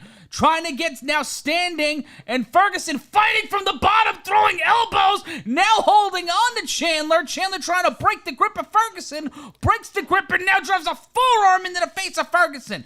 Chandler trying to stand up here, almost got caught, now almost into an arm triangle is Michael Chandler. Chandler, both of these guys scrumming and fighting. Looks like a World Star video, looks like BJ Penn in a Hawaii parking lot. Both of these men going at it with a minute 50 left to go in round 1. Not to say that either of these men have been knocked out yet. No. But hot damn, somewhere GSP just got real warm feeling in his heart place with that power double leg. He would be impressed with that performance. And now Chandler just trying to throw wild right hands, and Ferguson is in what can only be called the lucky devil position. His legs pressed up over the shoulders of Chandler onto the fence, and now Chandler trying to drive the punches trying to drive from a full mount, posturing up, and just trying to drive his fist into the orbital bone of Tony Ferguson. But a minute 9 let's left not to go. sell Ferguson short. Also creating some violence of his own with elbows in the fucking 12-6 position, which is pretty fucking wild how many elbow shots he's getting off from the bottom. And now standing and banging. Not a lot of time left. Well, lying and banging. Yes, 47 seconds. Gently caressing and banging. It's nothing gentle. They're hitting each other very hard. The phrase would be gutter fucking. 37 seconds left to go. And Chandler just utilizing his wrestling to hold Ferguson down. Ferguson now bleeding from the eyebrow, and Ferguson landing elbows on the point of the head of Michael Chandler. 25 seconds left to go in one hell of an opening round. Both men might survive this one, but they will not be as pretty as they walked into the octagon. Oh, truly, but it's also just such a testament to the wrestling acumen of Michael Chandler. I mean, NCAA guy from University of Missouri, just really showing this top pressure. But Ferguson, no slouch on the ground. I mean, he's staying so active. And that will be the end of round number 1. Ferguson slapping Michael Chandler on the ass, being like, let's fucking get him, boys. And Ferguson pushing the cut man away. It's like, no. Tony Ferguson I like said, it. fuck you, I'm bleeding, let's go, And kid. I like it. Oh, he's having the time of his life. Yeah, Chandler winning the first round, but mother of God, Tony Ferguson's a bad human being. Yeah, I mean, I would say that I would agree with you. Yeah. You had that top control. You had such spectacular wrestling. But If you want gently caressing and banging to be our next shirt, drop a 1 in the chat. Jesus. But also just some incredibly clean shots from both men. But this power double leg that we are seeing. Oh, and that could fuck up Ferguson's shoulder, too, if he didn't land the right way. He didn't land the right way, but luckily he did. He planted with the full of the forearm. Knows how to and bump. then went out, which, like, if you got jammy with that, it would wreck you. Purposeful Porpoise just advocating for a Type A death match in mixed martial arts, basically. Good. Chandler, a double medalist in Big 12 wrestling, which is... That's that. Oh my God! Tony Ferguson just got knocked the fuck out! Kicked him in the jaw! Good night, Michael Chandler! Doing front flips for style! That was one of the most insane... Tony Ferguson's out! He is out! Oh my God, yeah, he is unconscious. Michael Chandler just knocked Tony Ferguson unconscious with a standing up kick. Holy shit. Michael Chandler can just keep backflipping till Tony Ferguson gets up because he's... Oh my God, no, he's still out. No, oh my God, Tony Ferguson is out. Wow. Oh my God.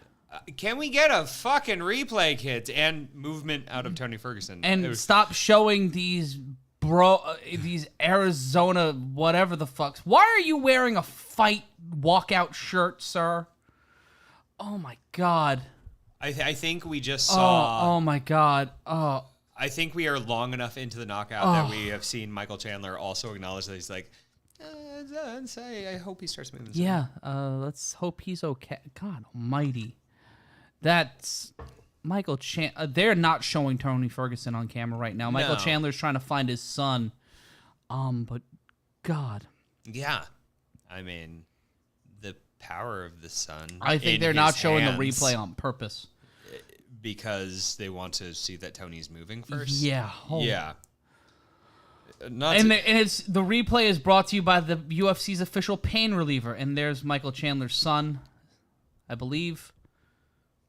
Wearing headphones. Yeah, that's a common thing. I mean, smart. It gets Tony loud in these Let's mugs. take a look. Let's take a look here. Ferguson has his hands down, waiting to see, and then Right just the up up the kick.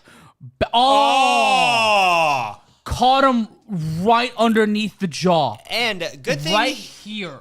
Good thing he softened his landing with the top of his fucking head. Oh God, he was out before he hit the ground. He was out before he hit the ground, and then basketball.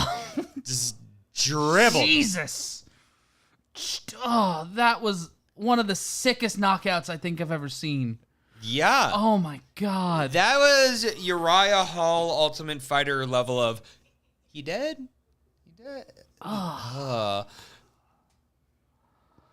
That was what, less than 20 seconds into the round? Yeah. That was like the first major strike of the round. Hey, Matt, you remember that time that I was just like, I don't think either of these men are getting a title shot after this? Ferguson's up, thank God. Can I get another round? He's sitting on the stool. I like it.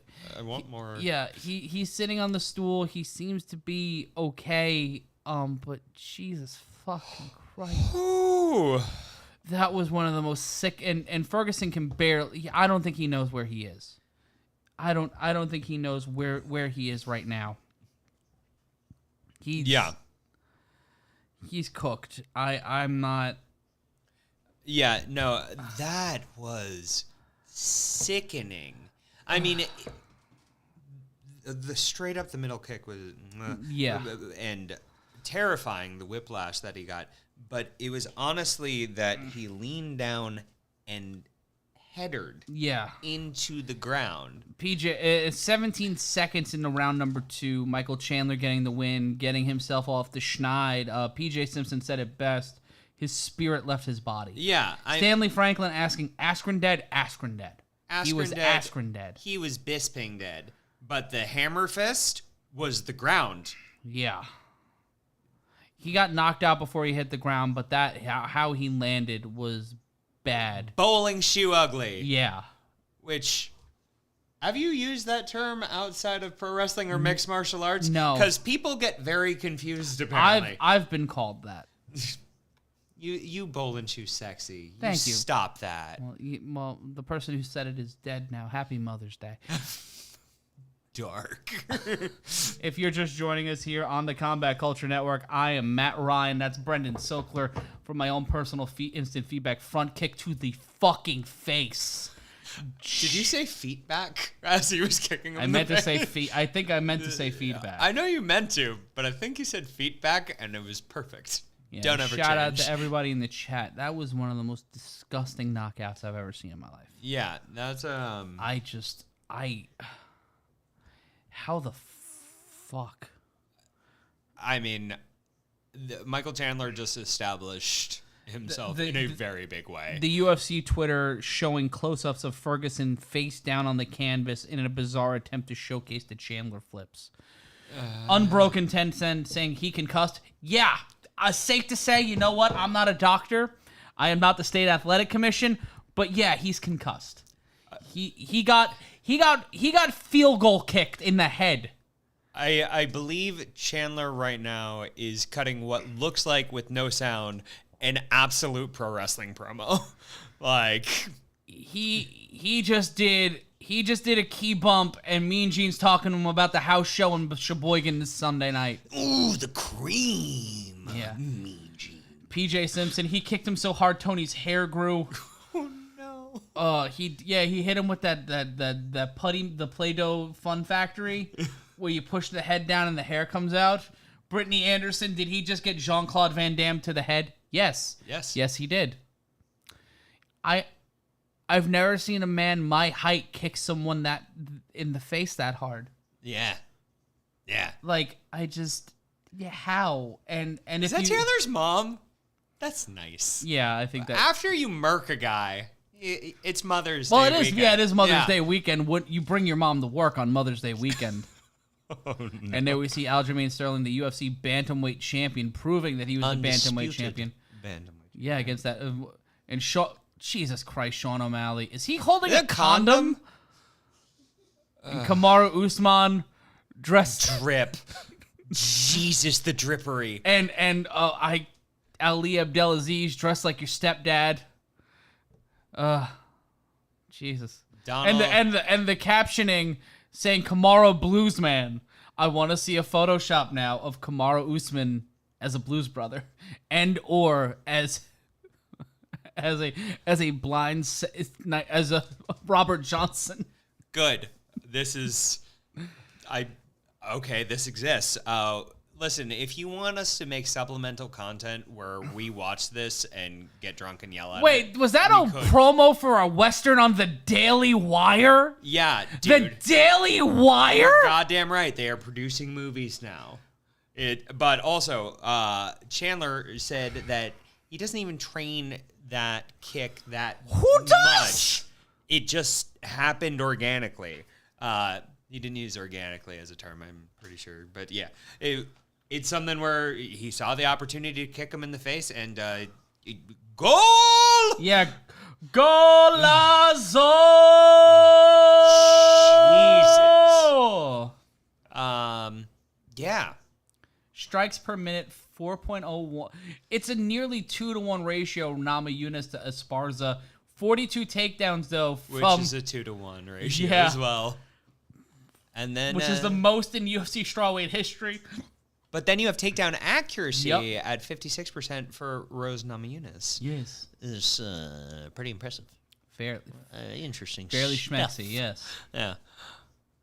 Also, it's about to be the co-main event, so let your friends know what's going on in the world of mixed martial arts. Put the Twitter up, put the link on Twitter. How you're watching us, let us know you're watching.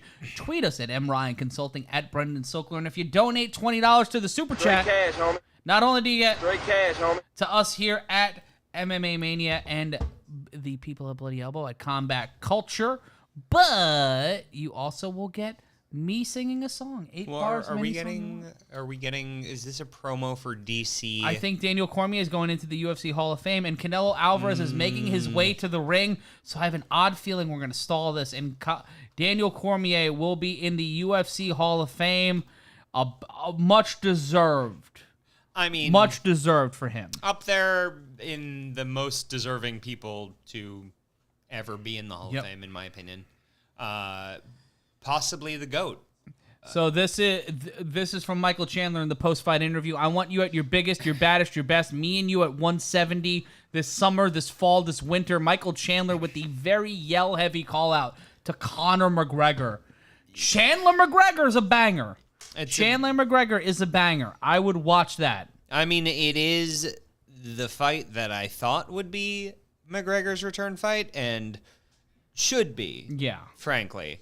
I mean, Michael Chandler just showed the fuck up very big. Yep. And I'd be very curious to see.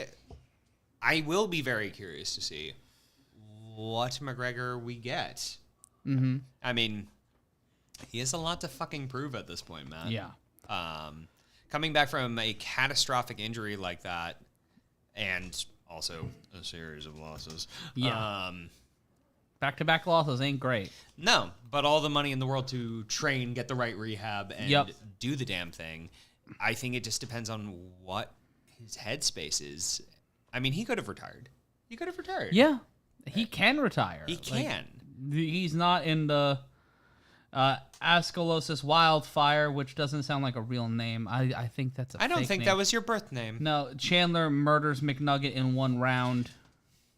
Stanley Franklin saying DC 8.5 pound.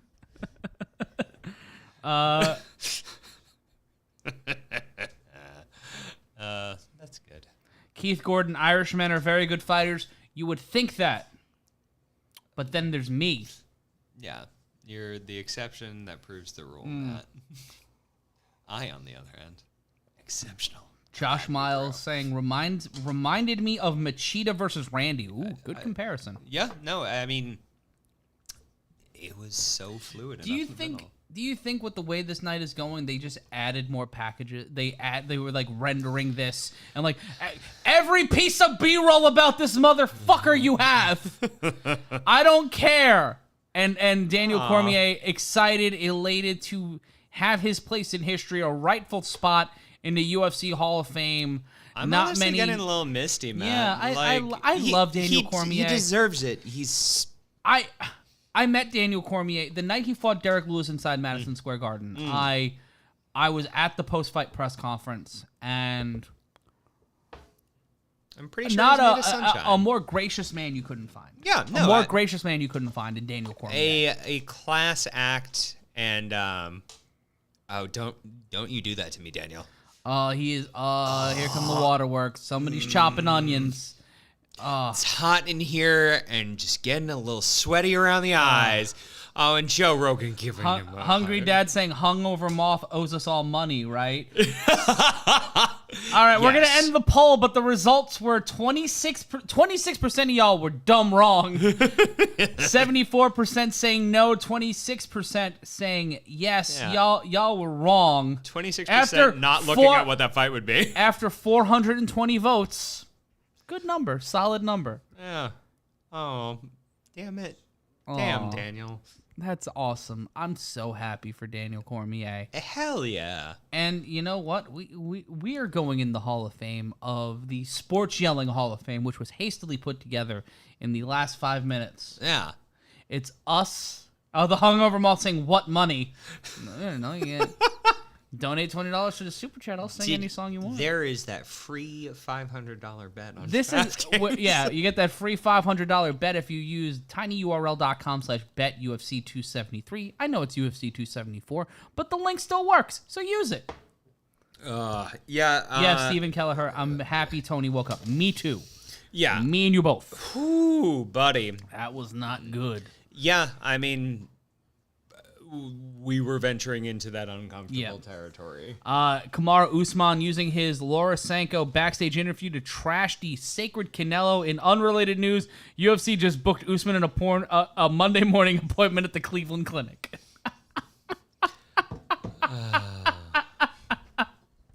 My Austin saying this UFC event feels different. Does it feel bigger to you or does it feel faster to you? Do you Faster. Yeah. Faster. It used to be like every half hour you had a fight, but we're 3 fights in. We're at the co-main event and it's not midnight.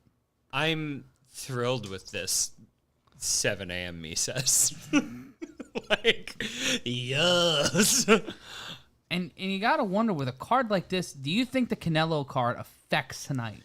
I think it does because we have a great crowd of people tonight, but it's not our usual, like we have a solid crowd tonight, but you got to wonder if this is affecting what we're seeing tonight because we have the Canelo fight right now during the co-main event. The last time Canelo had a fight, it was on against a major UFC card, and Canelo had to wait for over an hour for the UFC fight to end.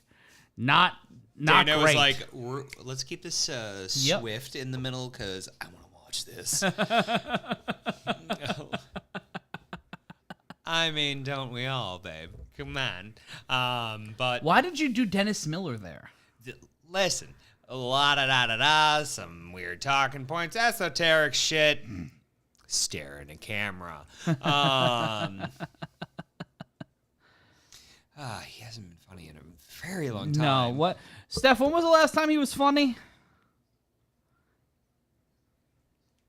Hello? I had to adjust what I was actually going to say. Oh, I know what you were going to say. You know, when we had more buildings. I gotcha. Yep. 2001. I was going with 92, but okay, kids. Good impression, babe. LAE asking how the wrestling business is going. Look in my eyes. Just look in them. Look what it's done to me. That's it. It made me cuter. Yeah.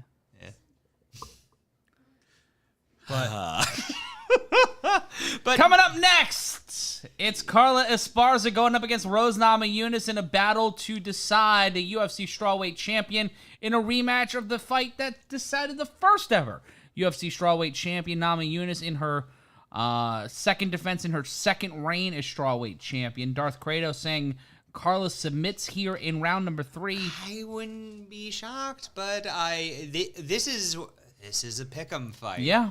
I mean, this is a series of pick'em fights the entire fucking night, which is why we were like, could be all decisions, because holy shit was this evenly matched. Yeah. But Stanley Franklin picking Thug Rose. The hungover malt saying, can't see your eyes, I'm watching this in 144 frames per second. I think it's important that we note, Matt, that Paulo Costa is spamming Twitter timeline with videos of him guzzling wine. Really? Yeah.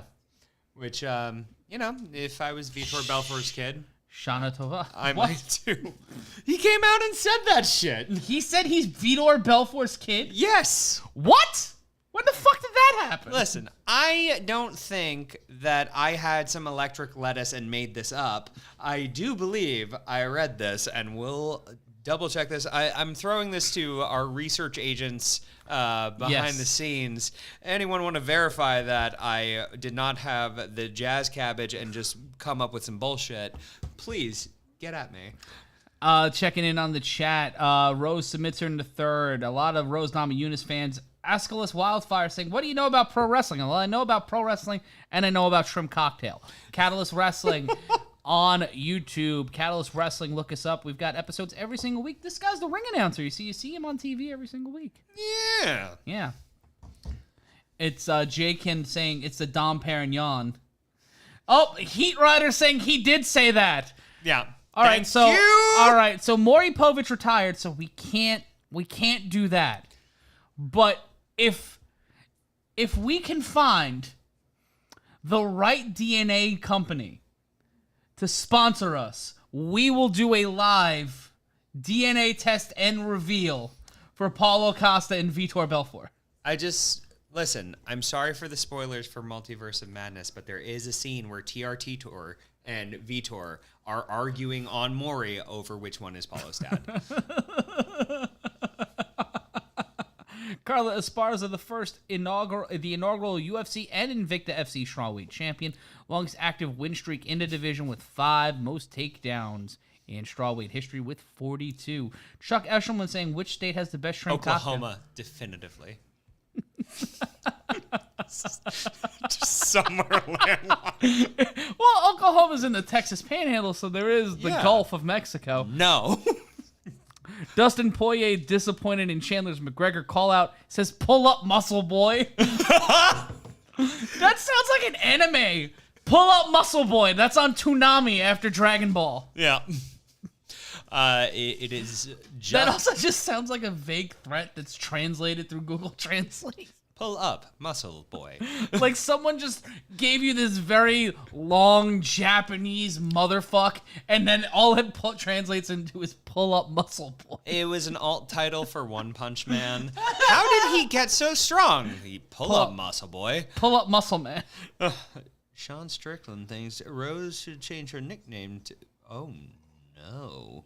Oh, my. Oh, my. Spicy in the comments. Come on, chicken nuggets. Yeah, no, we got wrecked on that comment. Both of us just went, I could go for it. I could have a chicken nugget. I can also go for some shrimp cocktail. I was actually at a function last week that had shrimp cocktail. And I didn't have any of it because it was in a hotel ballroom, and I felt like it wasn't chilled properly. And I just I am an hour away from home. Hot shrimp, great. Yeah. Cold shrimp, and they were serving it with bottled ice. Lukewarm shrimp. Yeah. I was just like, ooh. That'll make you pull a Donald Cerrone. Yeah. That half pound got soon. Purposeful porpoise saying Ferguson got pull up muscle kicked. Also, if you want us to sing a song, donate $20 and give us some Straight cash, homie. I would. That's my favorite thing in the world now to do. I would absolutely be okay if we dropped the Iron Michael Chandler nickname to Pull Up Muscle Boy Michael Chandler. Michael, pull up muscle boy Chandler. You just have one of his trainers holding a bar and just he's good. I am Matt Ryan. That's Brendan Sokler. Stephanie Sotilli joining us on the other side of the glass. Rose Namajunas walking to the octagon, ready for the violence. Not the violins, the violence. As she drinks the fancy water. Is it Aquapana? Is that the fancy water? Checking in on the instant feedback from Jesse Holland. Taking Esparza by wrestling, Wallenstall, mug and slug. Ooh, that's a bold prediction from Double J. From Mr. Holland. Yes. Technically our boss. Yeah. He's in charge of us. Yeah.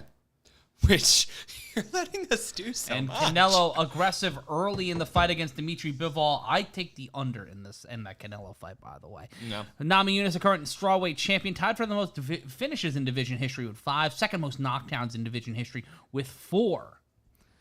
Aziz Sabadov, why do it online? The George McFly laugh? Is that? Hey, McFly. McFly! You know that was based off of Donnie. Yeah, that makes sense. Yeah. It tracks. Yeah. I'm Matt Ryan, that's Brendan Sokler, and who doesn't love Don Mattingly? taking a look. You fuck. Chuck Eshelman. It looked like Tony was walked out. He didn't even get stretchered. So. He did the Cupid shuffle out of the ring. It's fine. Charlie Brown. Oh, He's if you doing donate okay. $50, I will sing Hearts Alone. I will do the chorus to Alone by Heart if you donate $50 to the super chat. If you don't donate $50 to the super chat, that's also okay too. But I'll take it. Yeah. Banger of a song. Yes. Hey, strong recommend for anyone who's having just a damn fine night. Check out the Kennedy There- Center Honors where Hart did Led Zeppelin. Oh, yeah, that's amazing. Let's take a look at the tail of the tape. Namajunas 29, Esparza 34. 4-inch height advantage for Namajunas, which is weird. Esparza 5'1", Namajunas 5'5".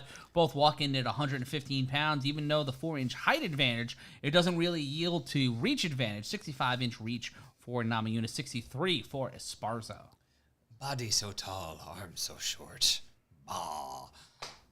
Right now, That's the fight, right. the Canelo-Bivol fight, 1-1 scored through the two rounds. So 10-9, 10-9, 1-1 apiece for Canelo and Bivol. I just like the name Bivol. Yeah. Let's see. Good. I am hyped for this Yes, one. Keith Peterson, the referee, still hiding all of his tattoos. They're just wearing like long sleeves they got from Walmart. All the referees are giving me like, yeah, I was a Marine and I let my like kid who's in Bushwick style my hair. It's doing pretty good for me. They're calling me a zaddy now. I don't know what it means, but I like it. This is gonna be so good. Carla Esparza just like I can't even tell if Yo, she's that's breathing. a stare, bro. She is wanting to murder somebody. I'm scared. Yeah, she frightens me. Carla Esparza frightens the shit out of me, and you know what? I dig it. Yeah. I dig it. Yeah. Like, Yeah. There's league references. There. But yeah. This is going to be great. Also, her trainer behind her just holding like that makes it look like she has. they're so used to Mortal holding Kombat. up. They're used to Extra set holding up arms. banners at every level, and Oh they're my still trying to God. muscle memory out of it. Oh man. I remember for a while where it was just flags in Yeah. the corner, and I had a conspiracy theory that fucking Dana White owned a flag business, and he was just giving them flags so he could promote his flag business. Yeah. That scans. Violence has been chosen right now. But now he has a crypto business. Yes. That's par for the course. There's nothing wrong with making money in crypto or working in crypto. Nothing wrong at all. Namajunas being introduced, putting on a frowny face and punching herself in a man with a lot of tattoos in a Thug Rose shirt. Not wrong. Not even a little Bitcoin. Don't make me go into a read. I will. I have a read stuck in my head already. I will rap battle you, and it'll be like Ethereum. I will. Don't. Don't throw with me, Matt. I will- I'll doge. Let's go. You're going to get hit him up so bad. Yeah. All right, here we go. Namajunas Esparza 2. No break dancing to save a rec center. Breaking faces to walk out the strawweight champion. Esparza controlling the center of the octagon. Namajunas circling in the early going. Neither throwing yet. Both. 15 seconds in, neither throwing yet. They're trying to find rhythm and range, slight reach, and big height advantage for Namajunas. It's weird looking at Namajunas and seeing her as the bigger fighter. Yeah. I mean, it's also Carla Esparza's shoulders looks like she is the pull-up bro. Yeah, she is pull-up muscle woman. Yes. Let's see. Still no strikes. We're almost Yeah, a we minute. no real strikes landed yet, and we are nearly a minute Or gone by. thrown. Yeah, just some shadow throws. Yeah, like just a couple of feints. finding reach here in the early going from two fighters who fought each other at different points in their careers. It's safe to say that Namajunas has surpassed Esparza, despite Esparza being a tremendous fighter in the strawweight division. Controlling the center of the octagon is Esparza. Circling now is the champion Namajunas. 3:45 left to go in round number 1. Namajunas changing up her stance a little bit just in terms of getting lower, maybe looking to fake for a takedown or like at least start posing the threat of it. It could be, yeah, she's trying to find a tease into setting up something. Oh, and Esparza trying to go for a leaping variation of a Superman punch, not landing by the former champion. 322. Standing in the center of the octagon and circling is Namajunas. 3:14 left to go in the round. Canelo just took a close round. Yeah, it'll be 2 rounds to 1 as we head into the 4th round of the Canelo Bivol fight. Thank you to Jesse Holland for updates. Under 3 minutes left to go in the round. Circling are both fighters in round number 1. No real rhythm set by either fighter yet in the first of 5 rounds for the UFC strawweight title. They are making up for the fact that we got a knockout. We must go to decision on this one. No one's yelling, go home. No, it's going to be another up kick right down the middle. Double up kick. Double knockout. My bold prediction. Put your $500 free bet on that one. And you can do that at tinyurl.com/bet UFC 273. That's tinyurl.com/bet UFC 273. Esparza landing a left hand, not following it up, unable to follow up the right. Esparza trying to step inside, missing with the right hand. Again, Namajunas with a quick left jab. Leading with the left hand is the defending champion. Same for the challenger and former champion. 2 minutes left now in the round. Both fighters standing in the center of the octagon. Namajunas with a double jab to the chest of Esparza. I mean, both with really great head movement and just general evasive maneuvers, but neither throwing that much. Therefore, they can't really get in a pattern. It's all speculative off of the defensive movements. I'm trying to find something here with 12:04 left. At 12:04, 1:33 left to go in the first round. 90 seconds now left to go in the round. Both fighters very tentative, very hesitant, waiting and biding their time. They know it's a 5-round fight. Ooh, left hand thrown and landed by Namajunas to the jaw of Esparza. A little bit of a welt forming on Esparza's forehead. A little bit of redness there. 1:11 left to go in the round. Not the banger of bangers that we expected walking into this fight. We have time, frankly. Standing in the center, both circling under a minute now in round number 1. We have 20 more minutes of fighting left to go in this one. I appreciated Carla Esparza's jazz square that she did. Very fancy footwork. Throws a left hand, does Namajunas.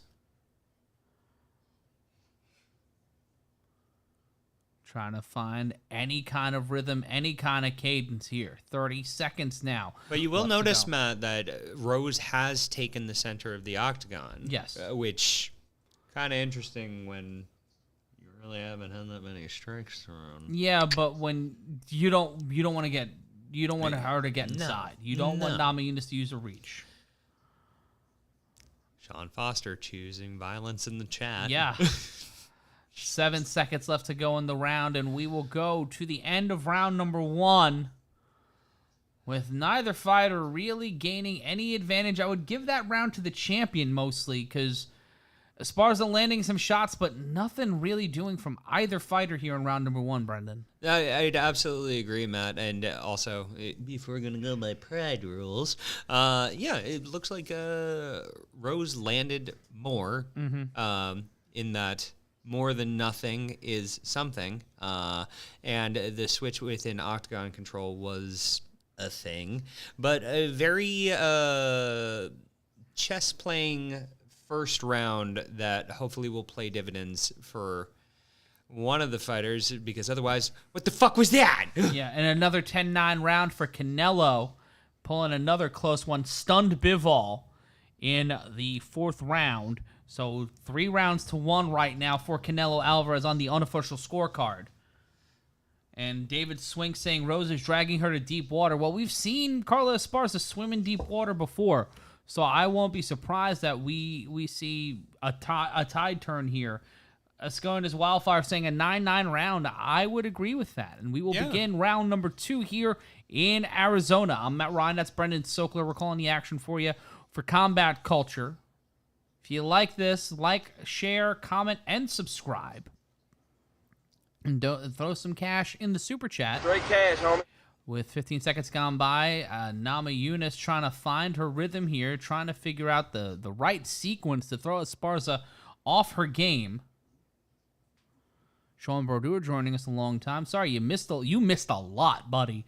But we got you right now, and if you missed any of the fights, as soon as this is done, you can re-listen to the entire card absolutely for free on whatever platform you're watching us on. Trying to make anything happen here. Namajunas telling Esparza to come on. Esparza really tentative here. Looks like she doesn't want to throw at Namajunas. Both fighters not going for any takedowns here. Both have high takedown accuracy, high takedown rates. But, and an overhand right thrown by Namajunas might have clipped Esparza a little bit, who got her hands up just in the nick of time. I could extrapolate that Esparza is trying to goad Rose into a situation where she could get a takedown. Single leg takedown by Esparza, but Namajunas getting right back up. Left thrown by Namajunas. Esparza following up with a leg kick. But yeah, I mean, Esparza looks very tentative. Yeah, she doesn't want to open herself up to Namajunas, and that's completely fair. Yeah, no, we've seen what she can do. I think it's also something where she's just waiting for Namajunas to extend in some way where she could take advantage of that. Yeah, and with the height and reach disadvantage, the only way she'll be able to do that is if Namajunas just opens the barn door. 3:01 left to go in round number 2. Namajunas knowing that's got to be in the strategy heading into this fight. 254, learning from the loss to Esparza in the Ultimate Fighter finale to crown a strawweight champion. Namajunas' takedown defense is just 51%. She got taken down pretty easily, and Esparza's very good at taking people down. Yeah. This explains why this ain't happening. Yep. But good on Namajunas after that takedown to find a way to completely get out of it, though. That was the important thing, was finding her way out of that and making sure that she was able to get right back up to a vertical base. 2:20 left to go in the round. I'm Matt Ryan. That's Brendan Sokler. We're calling all the action for you here on Combat Culture. And, not a lot of movement here in this title fight. And gotta wonder what is the corner of Rose Namajunas thinking right now as we get deeper and deeper into this round, finding any way possible to just get Esparza off her game. Aeschylus Wildfire saying Rose doesn't swim well in deep water. Well, that's in fights where they're fighting. Bivol storming back in the 5th round. A 10-9 round for Bivol. Had Canelo on his bicycle in reverse. Dimitri Bivol taking 2 rounds. It's 3-2 for Canelo right now to our unofficial scorecard. And Namajunas just playing with Esparza. Leaned in, kind of feigned some shots, and then just walked away. Kind of went, what you going to do about it? Yeah, fuck it, bucket. Namajunas basically playing keep away. Yeah. This is, just trying to use her reach, and this was supposed to be card of the year. And right now, with the exception of Chandler and Ferguson and the Chaos Williams fight and Randy Brown fight, yeah, not what you want at all in a title fight. It is very Tyron Woodley, Damian Maia. I was thinking Anderson Silva, Damian Maia. Oh, that, you know what? Yeah, he wasn't. Maia didn't fight him in that fight. I got that wrong. I forget who it was that. Woodley fought. Yeah, and I'll get corrected. Jake Paul. Left hand. Oh God, I forgot that happened twice. Yeah. 27 seconds left to go, and he's coming back in August. Thank fuck. Yeah. That's what I need. Is that people are asking in the chat if the crowd is booing. We're not running sound on our monitor right now. But I can assume. Yeah, they ain't happy. Yeah, we do have to wonder how much octagon control factors into this, because like it is one of those weird X factors, particularly since it's such an amorphous fucking thing. PJ Simpson confirming that crowds have been booing both rounds. Brent, oh my God. Vega Medina with the line of the night, figured it out. Sokler is Larry Merchant's son. One second. El Hijo de Larry Merchant. That is my lucha name. I love me some Larry Merchant. Yeah. You've seen Bo Galata, right? You've not seen any of the Bo Galata fights? Fuck is wrong with you? You gotta go home. I mean, when you get home, yeah, I know that. We share a therapist. I know. Bo Galata, when you get home tonight, go on to YouTube, watch it. I probably will. Crowd is now doing the wave at the UFC card. Where's the beach balls, damn it? So we have gotten Shea Stadium in 1994 bad. Good God almighty. I'll both look winded? No. Energized? No. They're there. Yeah, and it's round number 3 in a fight for the UFC strawweight title. A fight for a fight for a world championship. The only fight that where either fighter can change hand, where either fighter can walk out with the title. You know, they could change hands. They could trade hands. They could do anything with their hands. Please do something with your fucking hands. Bivol taking the 6th round too, 10-9. Getting real interesting in Las Vegas. Namajunas and Esparza getting a little more jumpy here, a little more feisty in round number 3. Well, this round is moderately more aggressive than the bag of farts that we've seen so not, far. Not less better good, but it's getting better. Getting better. All the time, except those first 2 rounds. And both fighters standing back into the center of the octagon. Namajunas throwing a left-right combination. Overhand right now by Namajunas. Second-class citizen saying they need some cocaine or something. It worked with 80s wrestling. Lee Van Cleef asking who's got the edge so far. Namajunas almost getting taken down by Esparza. Stifling that was Namajunas. Bono has the edge. Yes. Neither of these people have the edge. No. Namajunas just because she's champion. Oh, and we got a firefight Esparza with the takedown. But Namajunas getting right back up, fighting out of the clinch. Namajunas not biting there, throwing a straight left. But she looks a little pissed off now. That's what Namajunas needs to fight angry. Yeah. Or fight. I mean, both of them just need to... Yeah. And the U.S. Oh, and we had a little bit of radio interference on the feed. Another stall tactic. How fucking dare they? Oh, and a right uppercut thrown by Namajunas after a quick standing scramble between both fighters. And with under 3 minutes remaining in the 3rd round, both standing in the center of the octagon. I'm not going to say this fight is boring, Matt. I'm just going to strongly imply it with my words and then say it's boring. Yeah, I'm Esparza not utilizing any wrestling, as Jay Rojas said. Takedown attempt by Esparza, feigning into an attack by Esparza, trying to land some strikes. Another attempt by Esparza for the takedown. Namajunas punching her way out of that with 222, and with the takedown defense right now, you give Namajunas this fight. Like, Esparza's not doing enough, in my opinion, to win this fight. No, and it's round number 3. You could argue that Rose won the first 2. Yeah. You may be screwing yourself if you don't start showing... a little more aggression, and we were seeing it in fits and starts from both fighters. Overhand left missed by Namajunas. But both of these fighters are kind of, it feels like they're just waiting. They're biding their time until something, like trying to get the finish, trying to get the submission, but not enough pressure from either fighter. Both standing in the center of the octagon. Namajunas throwing an uppercut after a missed right from Esparza. Standing in the center of the octagon, looking for something, either fighter. 90 seconds left to go. It's been posed that... Right hand.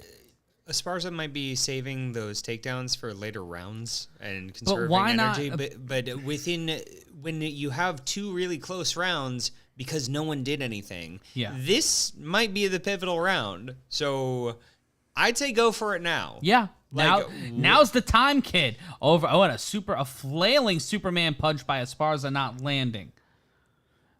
Peter Strohmeyer being listed as Brendan's dad. Also, Brendan's last name is Sokler, not Sokler. So it's in the gimmick, guys. It's right down there, kids. 50 Come on. 50 seconds left to go. That's Brendan Sokler. I sock them. The ethereal them. Unlike them, who are socking no one. Yes. Why'd you sound like Nathan Lane there? I don't know. 36 seconds left to go in the round. Both standing in the center of the octagon.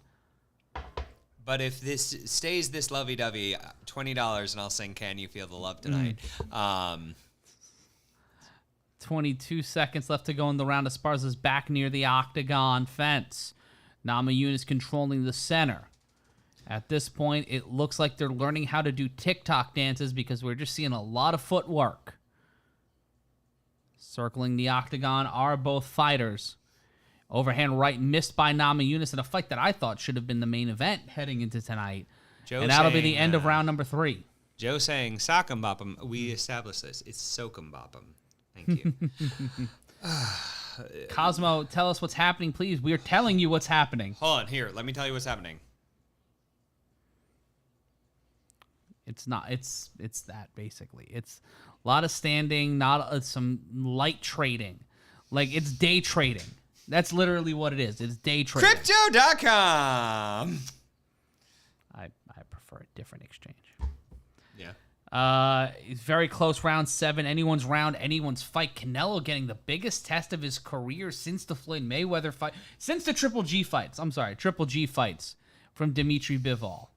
And Bivol's a bad dude, man. Bivol could pull this fight out. And I wonder what that does for Canelo Alvarez. You know, right now, according to in the instant feedback, Kamaru Usman and Ali Abdelaziz have their LOL Canelo lost. Told you he sucks tweets being transcribed as we speak. Second-class citizen with some foot remarks. Second-class citizen. Is your first name Quentin? Love 70 Soul. We're in championship rounds, round 4, brought to you by my crippling need to have a sandwich. 4:45 left to go in the round. I personally would love to see this fight end with a Canadian destroyer. I feel like everyone would. Everyone would. JF, the question is between me and Brendan, mine, but that's just, you know. I am built like a lowercase b. How dare you? And now both fighters looking to stand and trade. Namajunas looking to throw some punches here, looking to find any way to get things going as we are under 4 minutes and 20 seconds. We're at the 4:16 mark here as both fighters look to blaze. And as Esparza tried to go for a takedown, gets a right to the jaw for her efforts. Mm-hmm. Left hand landed by Esparza. Feigning, trying to find anything. Left hand missed by Esparza. Trying to throw any combination she can. The defending champion against the former champion who won the title against her for the first champion in strawweight division history. Takedown attempt by Esparza, stifled by Namajunas. Namajunas trying now the single leg attempt by Esparza. Esparza gets the single leg and the back. Esparza has Namajunas' back. Namajunas slips out of it though, and now presses Esparza up against the fence. We got ourselves a motherfucking fight, people. About fucking time. Round 4, ladies and gentlemen. They had you for the first 15 minutes. It's the last 10 that you got to give a shit. That's the real shit, right there. It's like baseball between April and July. It's like baseball until the last inning. 3:05 left to go. No real pit bull behavior here from either fighter except for a couple of... Neither of them are Miss Worldwide right now. No, but how much of that do you give Esparza and how much do you give Namajunas for getting out of that? I give this a lot of credit to both of them for the takedown ability and takedown defense. Yeah. However, this is feeling very, what was it, Derek Lewis versus Ngannou? Yeah. Where they're just too afraid, or too respectful Yeah. of each other's Ooh, and general a skill ability. left behind the ear by Esparza caught Namajunas floating out of a takedown attempt. Leg kick landed by Esparza. Hangover moths. It's like NASCAR until there's a crash. It is a series of fast left turns. And a left-right combination to the body by Namajunas. Namajunas might retain her title just by striking and looking like the more confident fighter. Mm-hmm. I mean, one's looking like the champ right now. And it's still just fine. Yeah. And Namajunas doing a little bit of a B-girl dance. Listen, if you aren't doing the... Hit him with the little Roxanne. Ooh, and Namajunas with a right-left combination and doing a bit of a sway there. Thug Rose just looking to show confidence here, trying to get inside the head of Esparza. Left hand landed by Namajunas, missing with the left, though, again, trying to follow up as the champion. If you aren't inspired in your MMA stylings by that scene in The Protector, I don't know what to tell you. Esparza back after the takedown, snap German suplex, and now has Namajunas in a reverse waist lock. Namajunas on her knee, rolls through. What a move by Namajunas, and almost catches Esparza with an uppercut to the point of the jaw. That almost makes me forgive every single round before this, just how cool of an escape that was. She lucha rolled out of a waist lock. Yeah. You know, when someone has you in a waist lock, swanton them at no distance. Madness. This fight picking up 45 seconds left to go in round 4. Next time we'll be with you is UFC 275. That will be in the month of June. And you can keep up to date with all the information about the world of MMA at MMAmania.com. 2 quick left jabs landed by Esparza. Standing in the center of the octagon are both fighters. Namajunas looking a little tired there. She had to expend so much energy in the last few moments of this round. Right hand missed by Namajunas. 15 seconds left to go in the round. Are they more tired than us after this week watching this fight, though? Yes. Probably. Because they're punching other people in the face and getting punched in the face. And this will be the end of round number 4. So we will go to the 5th and final round. For the first time tonight, we go into the 5th round. We are cleared championship rounds. Who do you have this fight going towards in the as we get to the 5th round? Not the fucking fans. Bivol taking round 8.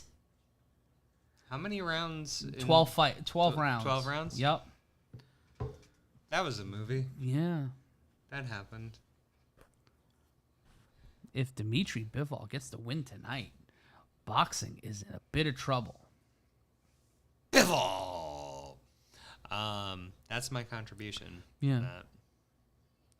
If you're just joining us here in the Combat Culture Network, I'm Matt Ryan. It's Brendan Sokler watching UFC 274 along with you. And if you want to watch UFC 274, you can click the link in the description, sign up for ESPN Plus, buy the pay-per-view, and you help us here. J.R. Be a mensch. Templeton saying somewhere Ferguson is warming up, getting ready for his fight. Aw, man. Oh, it's dark, bro. Oh, that hurts. That hurt my feelings. And it is time for the 5th and final round here tonight. Both fighters make their way to the center of the octagon. No glove touch, just going straight into the violence. And by violence, I mean moving around like it's a game of electric football. Yeah. Just sidestepping. Great. Missing with the left hand was Namajunas right now. The plus 130 underdog is Esparza, minus 175 favorite, according to DraftKings in the live odds for the champion. Yeah. Ooh, left hand missed by Esparza. Moving out of the way is the champion. Circling around here, both fighters in the center. Missing with that left jab. BBC, not the channel nor the description, saying, oh, a right hand landed by Namajunas. Who's ahead, Rose or Carla? Right now I have Namajunas. Round 9, 10-9 Bivol. Wow, Bivol might take this fight. Yeah. The shots that Canelo landed to drop to 168, 168 that weren't really damaging him.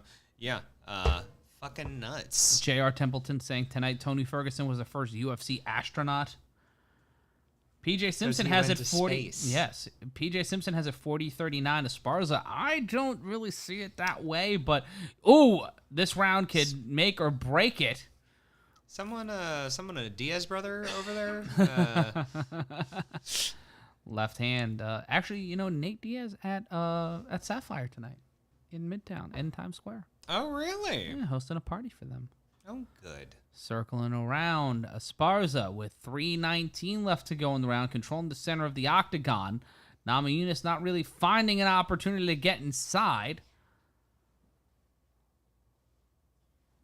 This is not the level of aggression that you need if you are Esparza. No, leg kick by Esparza. I'd say it's Thug Rose at this point. I'd say it's Thug Rose probably. Overhand left landed by Esparza. 3-1. Namajunas stifling any attempts so far in this round for a takedown. Circling is Esparza, her back closer to the fence of the octagon. Just moving around here, trying to make anything happen, either fighter, with 2:31 left to go in the round. Head kick blocked by Esparza. You remember in Friends where Joey Tribbiani talks about his technique of smelly fart acting? Yeah. This is what this fight is making my face do. A right hand, a right hook landed by Namajunas. Esparza, after Namajunas switches stance left to the body by the defending champion. Okay.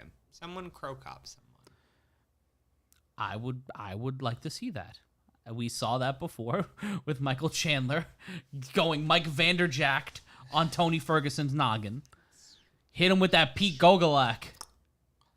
Now, that was more like, an overhand right landed by Namajunas. Namajunas stifling another attempt by Esparza for a takedown and a body kick, avoiding that, hitting that with the Roger Dorn Olay bullshit. Purposeful porpoise. Goldust runs in. What is this, SmackDown versus Raw? No. Only Left hand. Stardust is available right now. Thank you. Bradley Smith watching in the UK at 5:30 in the morning, waiting for Justin to become champ, and a straight right hand landed by Namajunas. It's very brave that you're not falling asleep right now. This is turning me bitchy. Yeah, you're catty right now. You're am. supremely catty. 107 This is left not to my go. usual color. No. With 1 minute left to go in this one, not the fight we were expecting between Namajunas and Esparza. We have one more fight tonight. It'll be Charles Oliveira versus Justin Gaethje for the UFC lightweight title, kinda. J.R. Templeton saying that Tony got sent to the Shadow Realm along with Taylor Tooley's teeth from UFC 1. Good God. Oh, and almost a takedown attempt by Namajunas. 30 seconds now. Stanley Franklin with a great Sandman reference with Exit Light. Enter Night, Tony. Canelo seems to be fading here in their fight. 20 seconds now. Bivol 10-9 in the 10th. Dimitri Bivol might pull this fight out.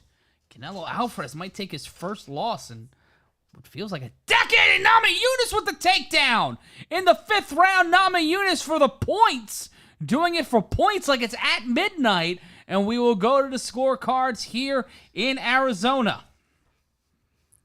Not what anybody thought was going to happen. I don't think anybody thought this fight was going to go to a decision. Respect shown to both fighters. No. And Canelo not able to handle the weight discrepancy. That's a big problem. When you're going back and forth between all the weight classes Canelo's been at. Well, 68, 60, what else? He fought at light heavyweight. Well, fuckity. Yeah.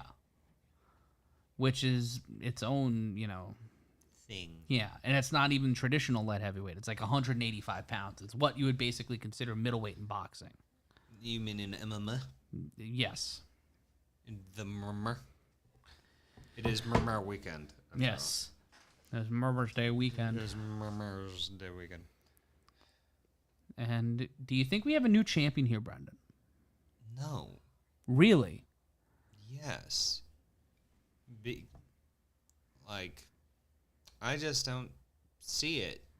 Rose got the takedown at the end of the 5th. I had her up 3-1 going into that round. Esparza was too damn tentative.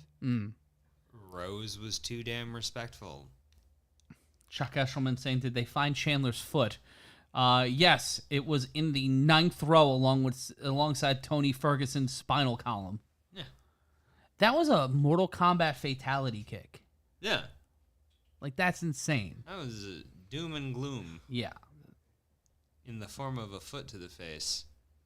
And I yuffed it. And we'll take a look here. We'll get the official scorecard. Jesse Holland saying, let's vacate this title too. Let's go to the judges' scorecard for the decision. 48-47, Namajunas. 49-46, Esparza. And with the final card, it is 48-47 for the winner by split decision. And Carla Esparza has defeated Rose Namajunas. And Namajunas is taking her gloves off. Oh, boy.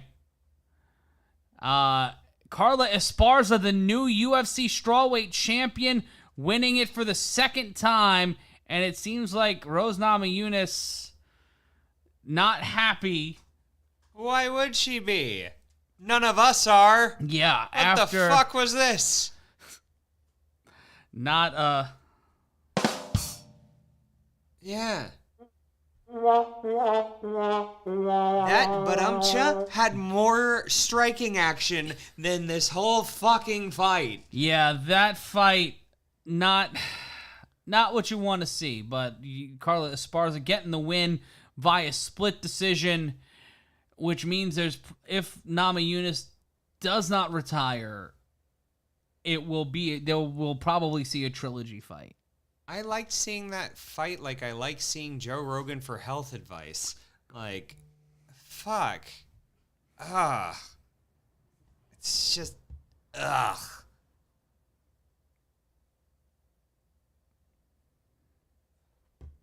Not great. Not great. Bivol gets 10-9. Wow. Coasting in round 11. So Canelo's got to knock him out in the 12th. And use the up kick, Canelo. It's worked well tonight. imagine Canelo uses an up kick. I'd be here for it. I'd love that. Come on. Let's give it to me, baby. Dylan Diaz saying bullshit judging on that one. Well, don't do your title fight in fucking Arizona. Yeah. McCain's ghost again. You know, Public Enemy and Arrested Development. Oh, no, I'm sorry. That was Tennessee. But Public Enemy warned all of you. Yeah. Also, we're in the state where the senator called it human cockfighting. Yes. Let's, Oh, Michael Ross saying, keep Joe Rogan's name out of your mouth, asswipe. He's on the television. What do you want us to say? Also, we're punching upwards, fucko. Yeah. He's a billionaire. We're two schmucks in a basement in northern New Jersey. And longest time between title reigns, it's Carla Esparza with 2,600. Beating Frank Mir, Randy Couture, Tim Sylvia, and Dominic Cruz. Wow. That's a big... That's an impressive little stat there. Yeah. That's fucking wild, actually. Yeah. Jesus. Can we research how long 2,612 days are? 6 years? How many years that is? I want to say 6. 2,612 days in years.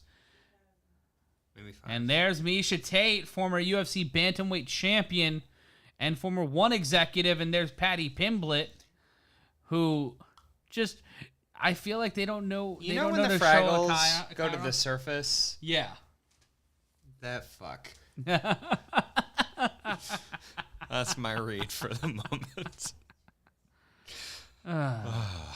Charles Oliveira with the 7th highest strike accuracy in the UFC lightweight division history. I couldn't accurately strike the fucking scale.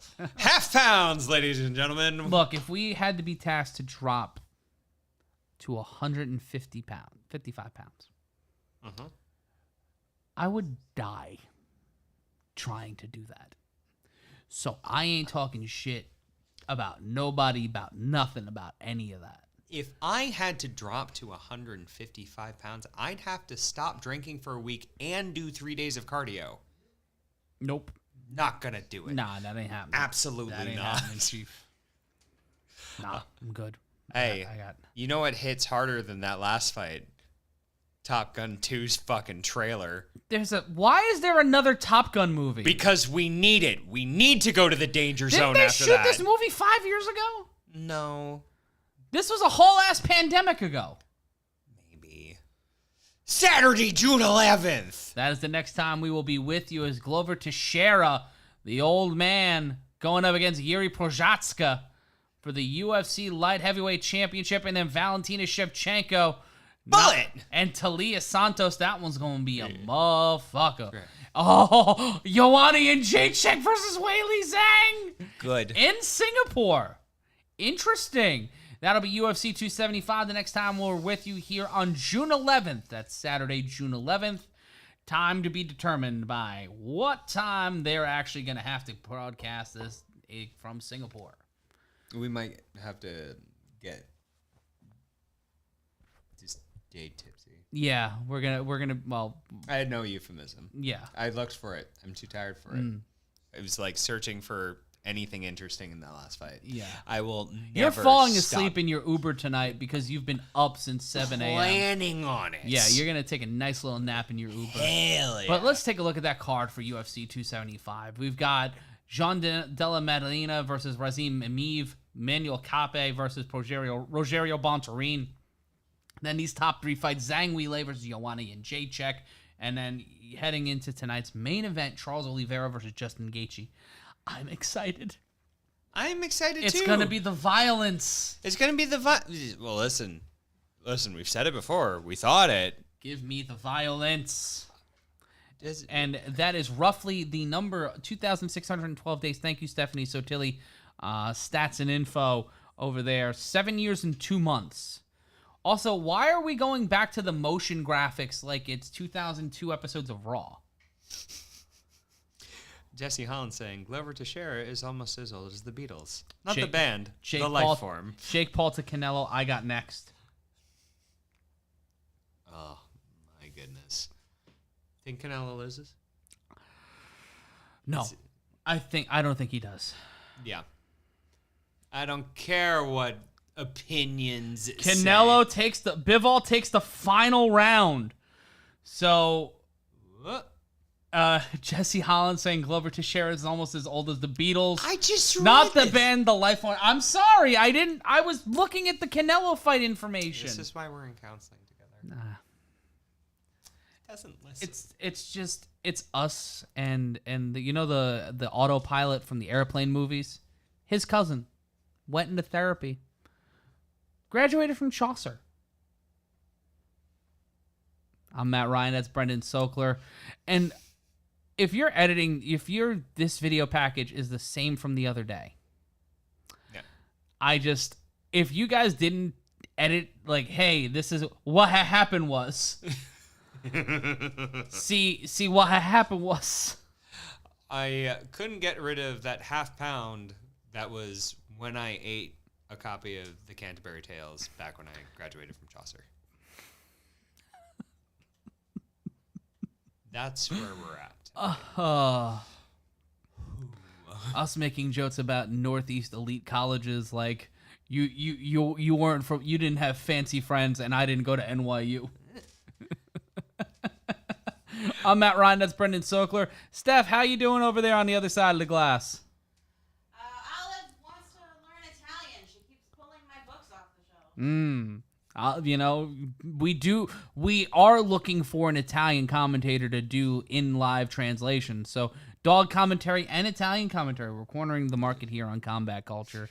You can follow Olive on Instagram at Olive the Fat Baby. And it is her Gotcha Day coming up this Thursday. In just about 5 days' time, that means Olive wants steak. I'm here for it. Same. I'm Matt Ryan. That's Brendan Sokler, and I'm just so excited for this fight to see what the hell happened.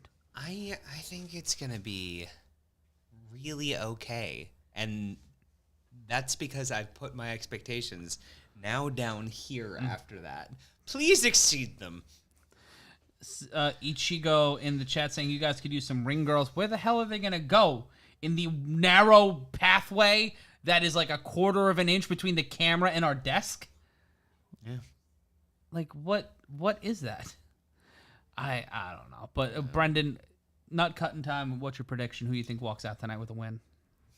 I thought you were about to ask who walks out with the championship. I was like, It's 115 to 113. All three judges give it to Dimitri Bivol, a 5-1 underdog who remains WBC light heavyweight champion. So Canelo Alvarez, with a loss on his record for the first time in what feels like a decade. Yep. And you know what's going to be great? The pay-per-view buy rate for the rematch. I'll watch that rematch. Run that one back. Run it back, baby. But I think we have a new champion, and not just a vacated title, because of the fact that I think the strain that got put on Oliveira trying to make weight, the mental. You see his eyes yesterday, and it's just. He looked rough walking onto the scale the other day. He could not poop anymore. This is the first loss for Canelo Alvarez since the loss to Floyd Mayweather 9 years ago. That's in September of 2013. I can't tell if John Wilson is disappointed in inquiring this or. No, you should. Well, you're not. Just enough to party. Come on, kids. We're here. We're doing the thing. We're professionals. God damn it. But yeah, what a weird night. It has been an interesting night at the office, and if you're just joining us, Justin Gaethje, looking like a white rapper from the early 2000s, looks like he's a Lil T and One Track Mike. Do you remember them? No. Shaniqua Don't Live Here No More. Okay, no. Olive's favorite song, Shaniqua Don't Live Here No More. She did say that. That Yes. is fair. In Italian. Do you not remember that song? Not even. You don't remember Shaniqua Don't Live Here No More? Are you gonna play it and then we have to take down our No. YouTube video? I don't even think it would get taken down, but no. Justin Gaethje, I think, has a major advantage in terms of his ability to perceive the punches coming, as he has eyes on his ribs. Yeah, there are depth some. perception. Both of them have their last names tattooed on their back. Just in case they forget. Yep. But a big night in boxing. Fight that I'm gonna try to find a way to watch. Let's take a look at Justin Gaethje, former interim UFC lightweight champion, highest strike weight rate in the division's history, 7.5 strikes per minute, highest strike accuracy at 60.1% in UFC lightweight history. Oh man, this should be good. This should be good. I'm excited. And as predicted, Kamaru Usman tweeted, "Payday!" Exclamation point, 3 exclamation points and a question mark. So What does it say when your top champions are continually trying to jump to another sport? Well, when you only give them less than 20% of the menu, the money of the revenue I'll take the menu. of they're getting less than 30%. We're just getting the appetizers. Yes. Fuck. They're getting less than 30% of the. Straight cash, homie. Spam it. That's my favorite use of that so Yeah. far tonight. Nicely done. Gaethje looking like MC Search with the contacts, according to Jesse Holland. Jesus. That guy had a fall from grace. He had like a Channel 11 TV show for a while. He had a reality show on VH1. He wasn't even the best member of third base. Chuck Eshelman asking, what's the seating capacity? What, in the studio? What, like 6, maybe? What's the capacity for the studio? It's 5. I established earlier. 5? I'm built like a lowercase b. But Charles Oliveira making his walk to the octagon. How do you walk into this fight knowing that you lost your title on the scale by a and it's just more of like, how do you and he's walking in fairly confident. I was going to joke slowly, and then he did. Yeah. He also kind of looks like Shaquille Majori a little bit. Yeah. Charles Oliveira is the Shaquille Majori of MMA fighters. I mean, if Shaquille got punched in the face a lot more, because he literally gets punched in the face a lot more. I assume, Shaq, do you get punched in the face a lot? I mean... He doesn't work here anymore. And I assume he watches us still, because Shaq loves us. Well, yeah, and We love you, Shaq. Yes, we love you. We miss you. But Glad you're doing well, brother. Yes. Getting that sweet Viacom kiss ash. Yeah. I'm Matt Ryan. That's Brendan Sokler, the former champion, making his walk to the octagon. So in the chat, someone saying they should allow to 156. Well, that's just not how the unified rules of MMA work, and that's not how the commission works. And Cosmo, thank you for the kind words. We're glad to have passionate fans in the chat. El Guapo is the man. Yes, because Thanks, they're gang. talking about Hungover Moth, about Boss Rutan's cameo in GTA 4. GTA 4 underrated with the cameos. It had Ricky Gervais in it. It had Fez Whatley. It had Patrice O'Neal. Fun fact, I have never seen Baz Rutten and Patrice O'Neal in the same place, same time. Just saying. Well, one of them is very dead.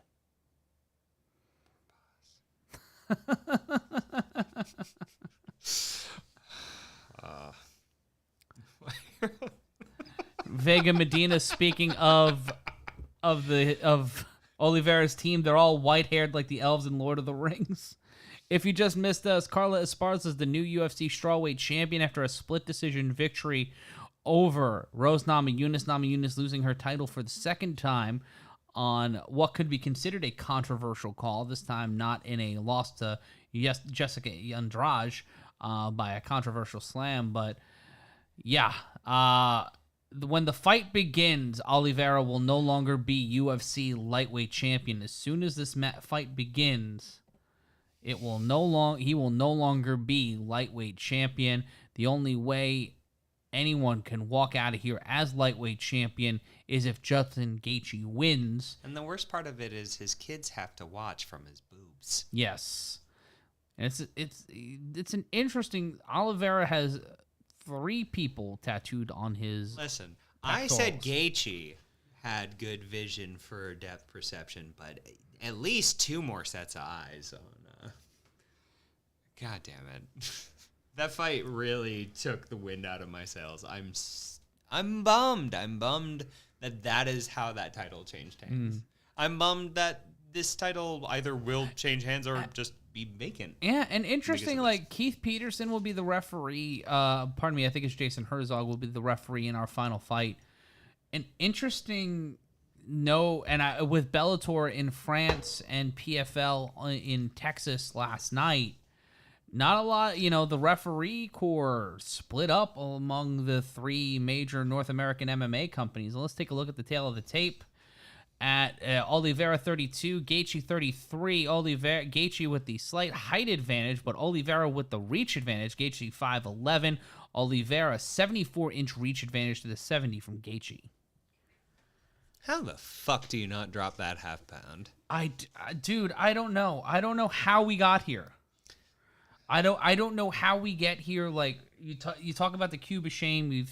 We've seen things like this happen before, where title challengers, and we talked about it earlier with Davison Figueiredo in his fight against Joe Benavidez, but that's really tough. Chris Flores, Jinchio Kamijo, and someone else, because they run through the judges for just half a second on the monitor. Mark Goddard actually is your referee, the third man inside the octagon for this fight. Mark Goddard looks like he knows his way around a grill. Yeah. He's someone who knows how to grill, how to make a good steak. Yeah. Like he does not leave the burger on too long. As soon as I said the word steak, Olive rose up. Steak? What you say? Give me that. I'm interested. Oliveira looks crestfallen. Yeah. But does this help him against a psychotic murder man like Gaethje, though? I mean, there's something to the idea of being 2-time champion that is certainly appealing, and a chip on your shoulder certainly has seemed to help Oliveira in the past. we will see when it comes to the violent cocaine Wolverine that is Justin Gaethje. I started broadcasting 12 hours ago, and this is the longest I've stayed on air. I'm Matt Ryan. That's Brendan Sokler. We're bringing the action live here on Combat Culture. Plus 125 underdog, Gaethje. Would you fade Gaethje as the underdog, or would you give him favorite status? Presently, I'd give him favorite status. Yeah? Yeah. I think there's physical and psychological advantages that go into these circumstances that can't be ignored. Stanley Franklin with the biggest... Go place that $500 bet. Yes, tinyurl.com/betufc273 is the link, and we've dropped in the chat a few times tonight on the Combat Culture channel. Stanley Franklin asking the biggest question of the day: bigger upset loss, Derby, Canelo, or Joker? I'm going with the Derby. 80-1 underdog, man. 80-1 shot winning the Kentucky Derby. That's nuts. That's something you write a movie about 80 years later. Like, that's insanity to me. I mean, I think the real interesting thing is that the horse is now the #1 contender for both of these titles. That is true. That is true. Science. I would love to have seen Barbaro versus GSP at their peaks. I want Barbaro versus Barbara. She just celebrated, I think, her 80th. Looking great, Barbs. Barbara Eden? Streisand. Oh. You swine. Oh, I'm sorry. This is an MMA show. How dare you not get my Barbara Streisand references, you fuck.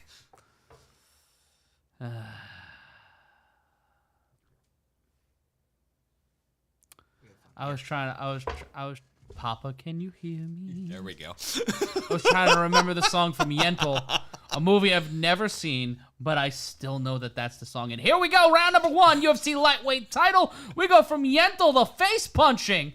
Oliveira putting the pressure on Gaethje early. Leg kick. Oh! Oliveira catches Gaethje with a right uppercut, and we are banging early into Muay Thai clinch. Knee by Oliveira, knees to the body. Trying to pull a choke. Gaethje trying to firefight his way out, and he does. Right hand by Gaethje. You could see an expression on Justin Gaethje's face where he's like, I didn't know he hit so hard.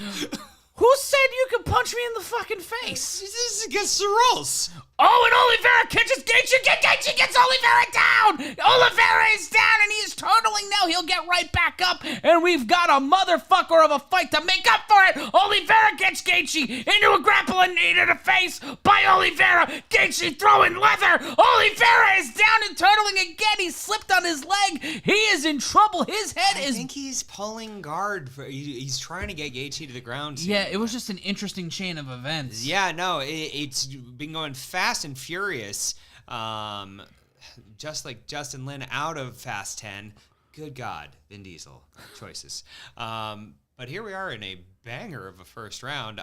More fists thrown than in the entirety of the last fucking fight. And a knee to the face after the overhand right. It looks like Oliveira is bleeding from the left. Yeah, he is bleeding, trying to pull a choke, bleeding from the eyebrow on the tip of the eyebrow on the left side is Oliveira. Leg kick but by far Oliveira. Enough that it's not bleeding in the eye, so it is a much better cut. Yeah, it is some Hagler and Hearn shit going on here. Left uppercut, and then a left hook landed from either fighter, Gaethje, then Oliveira. And then into the Muay Thai clinch again. Oliveira trying to clinch, and he pulls down Gaethje, but Gaethje mounting right up, posturing up, and stands right back up. Nicely done, Justin. Jesus. What a pull down. Yeah, that was pretty banana pants. Knee again by Oliveira. Crimson mask slowly forming Phantom of the Opera style on Oliveira's face. A lot of musical reference. Oh, right hand from hell from Oliveira. And Gaethje throws so hard he lands on his knees. Jesus, these guys want to beat each other up. At the same time, Rocky 3 punches. This is great. I'm pleased. Both men dancing around here on their bicycle. Leg kick by, push kick by Oliveira does not land. Leg kick missed. Right hand uppercut. Both guys. Gaethje is down. Oliveira gets Gaethje. Tries to pull the choke. Oliveira trying to get the RNC. And Oliveira cradling Gaethje with elbows. that threat, baby. Clubber with the elbow. With 2 minutes left to go in the first round, Charles Oliveira Reverse triangle? going for a reverse triangle, and Gaethje almost finds a way out of it. Crucifix takes the back. Oliveira takes Gaethje's back at the RNC. He's got the hooks. Gaethje is fucked. Gaethje is in trouble trying to fight out of it. Yep. And that's it. It's over. Charles Oliveira may not be the lightweight champion. Not still UFC champion, but hot damn. Might be the baddest motherfucker at 155 pounds, not named Khabib Nurmagomedov. And Charles Oliveira jumping to the outside. He's telling Dana he wants his belt. He wants his belt. And now talking to Joe Rogan, talking to Dana. You can't tell from that angle. Give that man his money. And kissing Dana on the head. Charles Oliveira showing up, showing out, and rocking a motherfucker in front of God and everybody. That was great. That was nice. Thank you, Chucky Olives, you beautiful son of a bitch. That was good. That was delicious. Yeah. That was some good ass mixed martial arts. Yeah. That was high level mixed martial artistry. Yeah, that was a firefight into just banana pants bullshit. And Steven Chapman saying is correct. Islam versus Charles. Oh baby girl, give me that. Yeah. Give me Makhachev versus Oliveira. I want it. I need it. Oh baby, oh baby. Yeah. Oh. I'm tearing up because I'm tired and that just like drew the adrenaline out of me. Yeah. And it just made my eye water. God damn. Just the one though. Yeah. It's just my right eye. Like it's just Yo, that was fun. That was fun. And he's just hugging his cut man. Charles Oliveira just let's see it again on the replay. $1.99 donation from Kevin Sandoval. Straight cash, homie. Straight cash, homie. Oh, fuck. Gaethje caught Oliveira with shots that should have just murdered him. That was such a weird, like, almost reverse flare flop that Yeah. happened there. I took your punch. I'm gonna go down now. Yeah. Like a child that, like, falls down and takes a second to go, And just Oliveira having the presence of mind to fireman's carry himself. Crucifix himself on Gaethje's back to pivot over into the RNC and just locking it in. beautiful. Like, what high-level jiu-jitsu. What high-level striking. Holy fart butts. And if you haven't subscribed already, we get this for you for every UFC pay-per-view. Every UFC pay-per-view, we bring you the action. And Charles Oliveira wants his belt, wants his shirt, wants his team to celebrate with him, but goddamn, Charles Oliveira is a bad dude. Yeah. And, also Chandler Oliveira is very much possibly in the cards. Well, we've seen that film before. We've know. seen that movie. Guys, we gotta get the shit done here. We gotta do the official announcements. Let's go. Second class citizen Justin Gaethje got submitted. That's not happening, but that 3:22 of the first round, Charles Oliveira beating Justin Gaethje in a banger of a fight. That one. Yes. Efranet. That's going to be the name of our band, Efranet. That was our ska band. Yes. In high school. Just a trumpet and a triangle. And a lot of dreams. Thank you, Charlene, for watching us. Thank you, everybody. An 11-fight win streak for Oliveira. Crazy. And just what a night. Cats Meow, you also do football broadcasting. I do for the American Sevens Football League. So you should watch that on watchstadium.com/A7FL. And also I'll be on the Wrestling Observer tomorrow, Wrestling Observer Radio on Sports Byline, joining Andrew Zarian for the whole program. And this is the most wins in UFC history, cracking the top 5 is Charles Oliveira. He is only behind Damian Maia and Donald Cerrone, tied for 22, and Andre Arlovsky and Jim Miller, who are tied for 23. Thank you, Rob Ray. Thanks, Appreciate Rob. you. But what a night for Charles Oliveira. Yeah. Toker88 saying, good night, smooth puppies. Good night, smooth puppies. That's our sign off now. Good night, you smooth puppies out there. Steven Chapman, Benny or Dustin versus Justin, Islam versus Charles, Connor versus Chandler. Perfect lightweight fights to make before the year's out. Yes. Thanks, Shade King, but so's Brendan. Brendan fucking rules. Yeah.